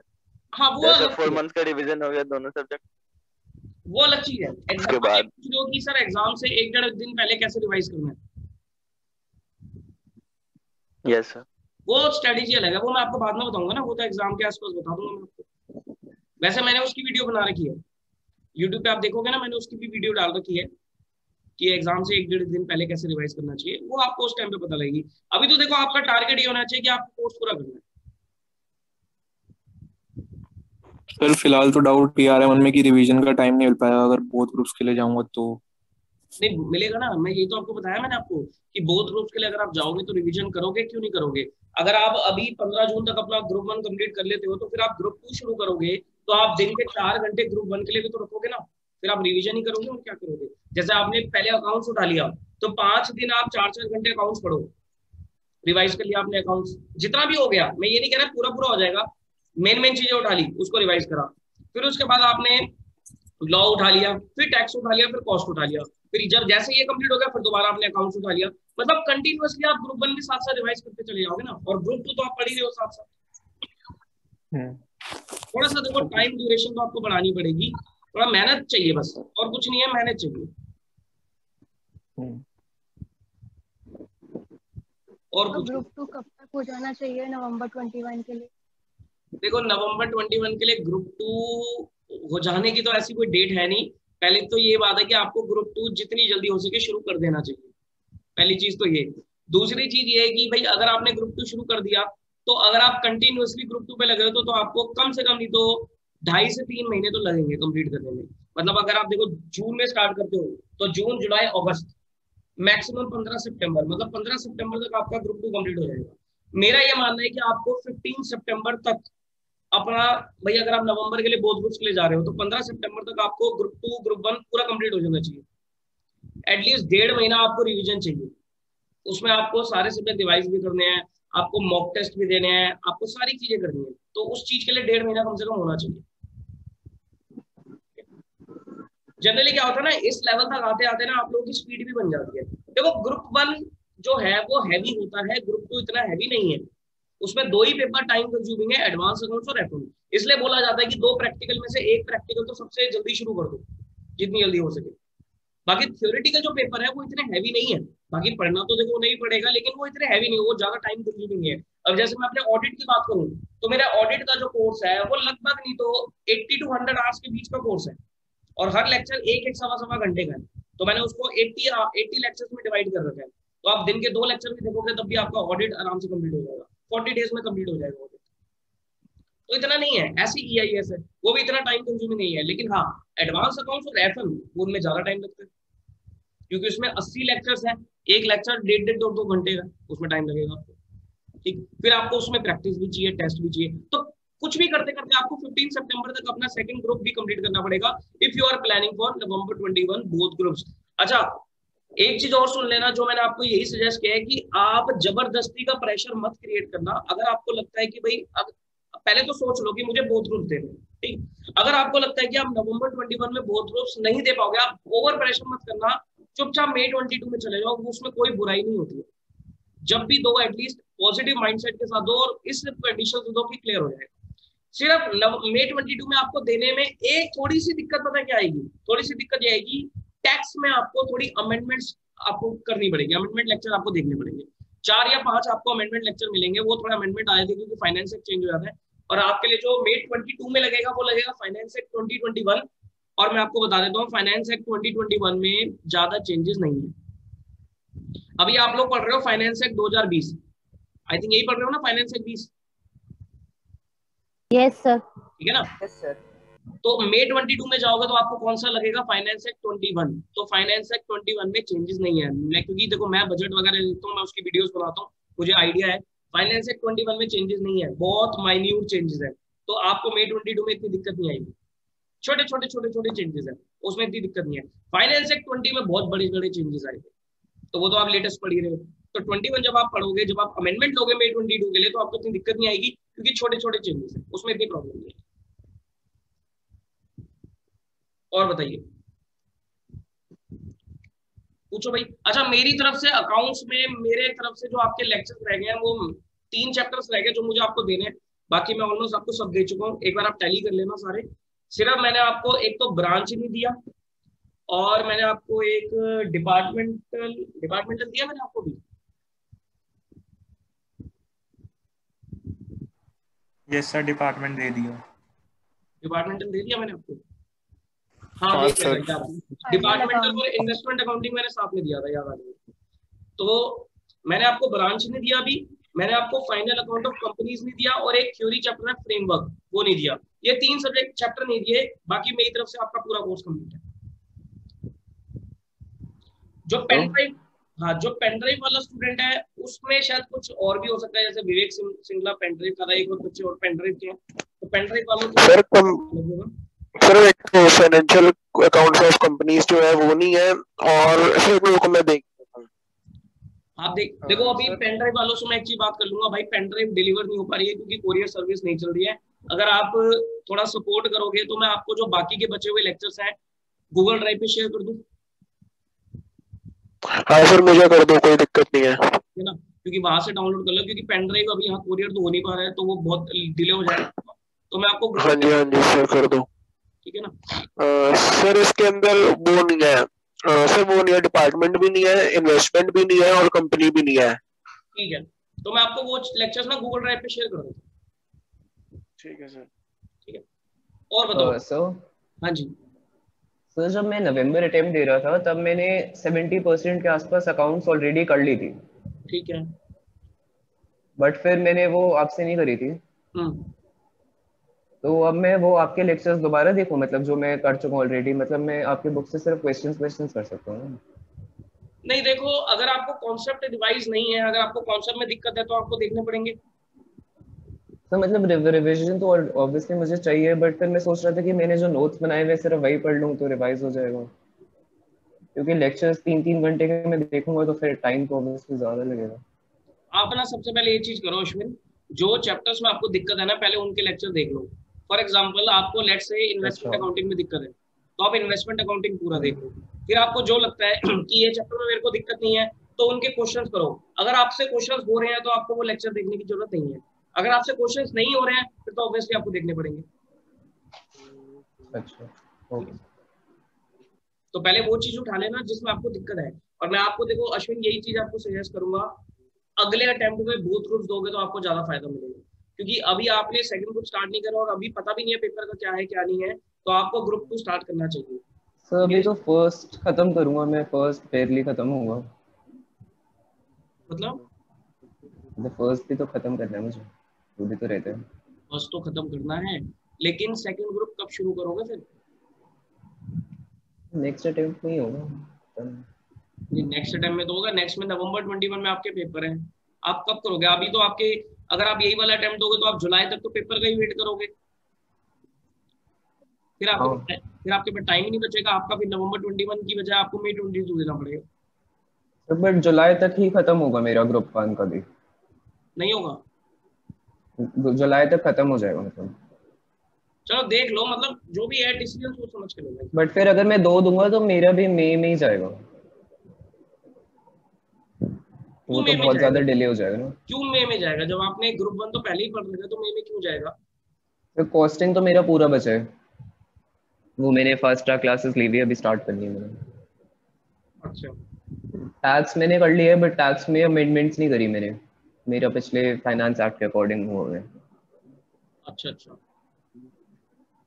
चलो देख लो यार जैसे भी ठीक लगे। अच्छा थर्ड सेशन एक बार ले रहा हूँ मैं, ये सेशन एंड हो है, थर्ड और ले लेते हैं। सेम लिंक को दोबारा ज्वाइन कर लो।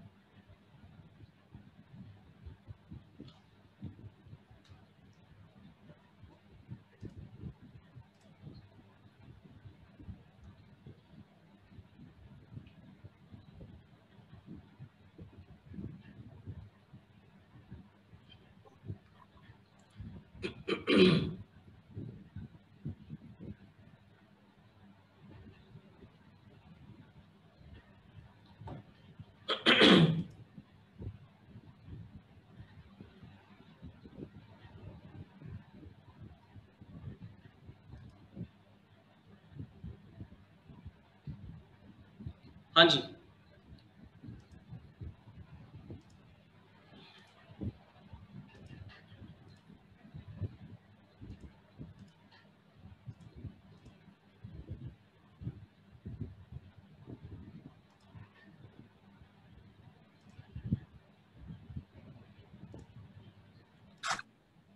बताओ भाई नेक्स्ट, जो भी क्वेश्चन आप पूछो, अपने जो भी पॉइंट आपके माइंड में चल रहा हो पूछो, क्लियर करो।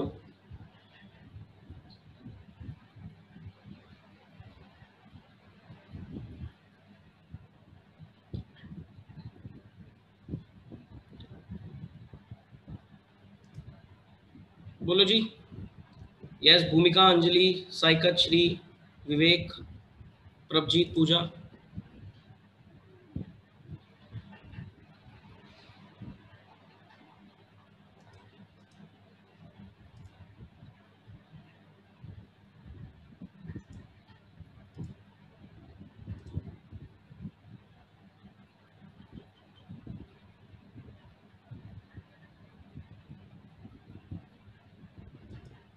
चलो जो भी है, अगर आप लोगों का कोई क्वेश्चन नहीं है तो बस ठीक है, फिर जो भी मुझे आपको चीजें बतानी थी वो मैंने आपको बता दी है। जैसे भी करके अपनी प्लानिंग कर लो, अच्छे से प्लानिंग कर लो, थोड़ा सोचो, थोड़ा माइंड लगाओ और एक डिसीजन लो कि भाई मुझे क्या करना है। This is the right time to decide. ये एक राइट टाइम है डिसाइड करने का कि आपको कब एग्जाम देने हैं, बोथ ग्रुप्स देना है, सिंगल। क्योंकि देखो ये टाइम आपको डिसाइड करना पड़ेगा कि मुझे क्या करना है क्या नहीं करना है, क्योंकि उस हिसाब से आप अपना काम शुरू करोगे ना। तो this is the right time. अब आप प्लान करो कि नवंबर 21 जाना है, मई 2022 जाना है, नवंबर में बोथ ग्रुप्स देने हैं या सिंगल देना है, या मई 22 में बोथ देने हैं, जैसे भी करना है। फिर ग्रुप 2 को कैसे प्लान करना है, मतलब जो भी करना है एक आपको प्लानिंग करनी पड़ेगी। उठाओ पेन पेपर और अपना शेड्यूल लिखो कि मुझे कब पेपर देना है, कौन सा ग्रुप्स देना है, कौन सा सब्जेक्ट की मेरी क्या क्या स्टेटस हो चुका है। देखो प्लानिंग इज वेरी इंपॉर्टेंट, जिंदगी में प्लानिंग बहुत इंपॉर्टेंट होती है। तो आज आप सेशन के बाद यही करोगे, पेन पेपर उठाओ और एक बार सारे को मैं पता है अपने टाइम पे क्या करता था, मैं हर 10-15 दिन बाद रिव्यू करता था अपनी सिचुएशन को। आपको भी ये करना चाहिए। क्या करता था कि भाई पेन पेपर उठाता था और सारे सब्जेक्ट्स को लिखता था और सारे सब्जेक्ट के सारे कोर्स कंटेंट को लिखता था और एक चेकलिस्ट भी बनाता था कि मुझे कौन कौन से टॉपिक्स मेरे कवर हो गए हैं, किस किस टॉपिक में मैंने क्या क्या चीजें कवर कर लिया है। फिर मार्क करता था कि मेरे को कौन कौन से टॉपिक में दिक्कत है। फॉर एग्जांपल मुझे एग्जांपल के तौर पे कि भाई अकाउंट्स में मुझे लेट से हायर परचेज में दिक्कत है, तो मैंने हायर परचेज को हाईलाइट कर लिया कि भाई ये टॉपिक दिक्कत वाला है तो इसको कंटिन्यूअस रिवाइज करना है मुझे। तो ऐसे कर करके आप क्या करो, अपना एक शेड्यूल बनाओ, एक चेकलिस्ट बनाओ और लिख लो चीजों को, भाई आपका कौन कौन से सब्जेक्ट में क्या क्या चीजें कवर हो गई है। हाईलाइट कर लो कि कौन कौन से एरिया में दिक्कत है। उससे आपको एक एनालाइज हो जाएगा आपकी सिचुएशन कि आपका कितना परसेंट कोर्स कवर हो चुका है। फिर ग्रुप 2 पे आ जाओ और फिर एक अपना शेड्यूल बना लो कि भाई मेरे को इस मंथ तक ये कंप्लीट करना है, फिर मेरे को 15 सितंबर तक बोथ ग्रुप्स कंप्लीट करने हैं। ये सारी चीजें आपको प्लानिंग करनी पड़ेगी। लेकिन उसके लिए सबसे पहले तो ये डिसाइड कर लो कि आपको कब एग्जाम देने हैं और बोथ ग्रुप्स देने हैं या सिंगल ग्रुप देने हैं, ये डिसाइड कर लो। ठीक, कोई भी दिक्कत आए इस चीज में तो मुझसे पूछ लेना, अभी पूछना चाहते हो अभी पूछ लेना, अदरवाइज मुझसे पर्सनली भी पूछ लेना, I will guide you. Okay sir. ठीक है, प्लानिंग करो, बिना प्लानिंग के काम मत करना। बिना प्लानिंग के काम करोगे कोई फायदा नहीं होगा, ज्यादा कुछ चीजें अचीव नहीं हो पाएंगी। तो प्लानिंग कर लो, अभी टाइम है, अच्छे से टाइम है, आप प्लानिंग कर सकते हो। बस जो चीज मैंने आपको बताई है उन सब चीजों का ध्यान रखना, टाइम नहीं खराब होना चाहिए। बस मुद्दा मेरा यही है कि टाइम मत खराब करना, कैसे भी करके टाइम बचाना है। एक एक दिन, एक एक घंटा आप लोगों के लिए बहुत कीमती होता है। ठीक, अच्छा थोड़ा सा ये भी आपको मैं बता देता हूँ कि थोड़ा अपनी स्टडी शेड्यूल को सुधारो। अगर आप लोग सुबह सुबह लेट उठ रहे हो, अच्छा कितने बच्चे ऐसे हैं जो सुबह सुबह लेट उठते हैं बताओ? लेट उठने का कारण ये भी हो सकता है कि हम रात को पढ़ते हैं। प्रभजीत कह रहा है कि मैं लेट, विवेक लेट उठता है सर 9:30-10 बजे। मैं और लेट उठता हूँ। अच्छा, कारण क्या है कि मतलब रात को पढ़ते हो? यस सर, रात को 2 बजे तक, 2-2:30 बजे, 2-2:30 बजे तक पढ़ते हो। ठीक है, देखो आपको ना स्लीप का जो टाइम है उसको थोड़ा सा अब आपको लिमिट करना पड़ेगा। जैसे अगर आप 8-8 घंटे पढ़ते हो, 8-9 घंटे सोते हो, वो खत्म करना पड़ेगा। दिन के 7 घंटे अगर 7 आवर्स की अगर आप स्लीप लोगे तो वो एडिक्वेट है। 7 घंटे की अगर आप स्लीप लेते हो तो वो एडिक्वेट है, इससे ऊपर नहीं चाहिए। देखो आप इस चीज को ना प्रैक्टिकली भी आप खुद कभी भी आजमा लेना। जिस दिन आप ज्यादा सो लेते हो उस दिन आपको पूरे दिन आलस रहता है, ये सच्चाई है।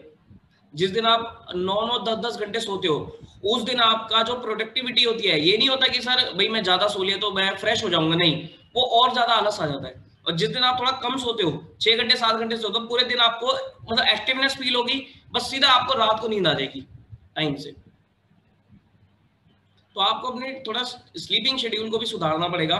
7 आवर्स की स्लीप इनफ है भाई। अगर आप रात को लेट पढ़ रहे हो तो आप ऑब्वियसली 7 घंटे की आपको स्लीप चाहिए। मैं तो देखो क्या करता था, मैं सुबह सुबह जल्दी उठ के पढ़ता था, और मैं आपको यही सजेस्ट करूंगा सुबह जल्दी उठ के पढ़ लो तो ज्यादा अच्छा रहता है, प्रोडक्टिविटी ज्यादा निकलती है। जितनी जल्दी उठ सकते हो उतनी जल्दी उठो।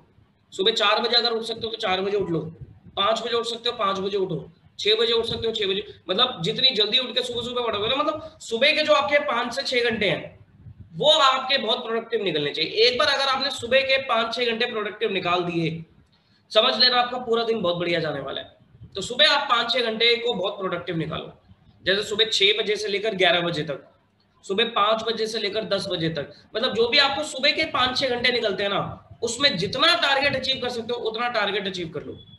क्योंकि दिन में और रात में जो होता है ना, उसमें डिस्ट्रैक्शंस बहुत ज्यादा है। रात में पढ़ना, दिन में पढ़ना डिस्ट्रैक्शंस है, सुबह नहीं होती डिस्ट्रैक्शंस। सुबह कोई डिस्ट्रैक्शन नहीं मिलेगी। बस सुबह सिर्फ एक दिक्कत रहती है कि सर आलस आता है, नींद आती है, वो 1 या 2 दिन रहेगी, लेकिन जब आप करने लगोगे फिर आपको नींद नहीं आएगी, फिर आपको बहुत मजा आएगा, शेड्यूल अच्छा बनेगा और बॉडी के लिए भी अच्छी चीज होती है टाइमली उठना। ठीक, तो ये चीज करो। नहीं सर नहीं स्टडी करता रात को। प्रभजीत स्टडी भी नहीं करते और लेट भी उठते हो, ये क्या सिस्टम हुआ भाई? हाँ जी सर, आज से नहीं करूंगा। ये मत करो ना भाई, या तो आप लेट नाइट तक पढ़ रहे हो तो मैं मानूंगी, बट आप पढ़ भी नहीं रहे, लेट भी उठ रहे हो तो वो तो गलत है। ठीक है सर। तो आप यही कर सकते हो, सुबह सुबह जल्दी उठो और सुबह जितना ज्यादा आप शेड्यूल निकाल सकते हो पढ़ाई का, उतना ज्यादा शेड्यूल निकालो। ठीक है, ठीक है सर, ठीक है। So let me and this session. और अगर आपका कोई पॉइंट पूछने का तो पूछ लो, अदरवाइज अपनी अच्छे से तैयारी वैयारी करो और थोड़ा सा प्लानिंग कर लो, फोकस करो और बस सिंसियर हो जाओ। बस अब सिंसियर होना है और अपने आप से प्रॉमिस कर दो कि भाई जो भी आप अपने प्रॉमिस करो, प्लानिंग करोगे, प्रॉमिस करो कि मुझे ये टारगेट अचीव करना है। If you are planning for both groups, go for both groups कि मैं बोथ ग्रुप्स क्लियर करूंगा। If you are planning for next attempt both groups, तो अपने आप से प्रॉमिस करो कि मैं अगले अटेम्प्ट में बोथ ग्रुप्स दूंगा और पूरी कोशिश करूंगा रैंक लाने की। तो वो प्लानिंग करो, जो भी करो एक अच्छी प्लानिंग होनी चाहिए और अचीव करना है उस टारगेट। सिर्फ ये नहीं कि हाँ भाई कर ली प्लानिंग, अपने आप से बोल दिया कि उसके बाद कुछ कर ही नहीं रहे, नहीं सर। एक ऑब्जेक्टिव बना लो और एक फोकस रखो कि हाँ मेरे को इस फोकस पे अचीव करना है, इस गोल को मुझे अचीव करना। ठीक है जी, चलो फिर। सो आई होप आपको काफी चीजें यहाँ से पता लग गई होंगी, नॉलेज भी मिली होगी। तो आप अच्छे से अपनी स्टडी करो, कोई दिक्कत परेशानी है तो मुझसे कॉन्टैक्ट करो। प्लस अपनी हेल्थ का बहुत अच्छे से ध्यान रखो, टाइम खराब है, अपनी हेल्थ का बहुत अच्छे से ध्यान रखो। वैक्सीन सब लगवा लेना, टाइमली वैक्सीन लगवा लेना और बस अपनी फैमिली अपने की भी हेल्थ का अच्छे से। ठीक है जी, चलो फिर I am ending this session. Take care of yourself, bye bye. Thank you sir. Okay, thank you sir. Thank you sir. Sir. Bye sir.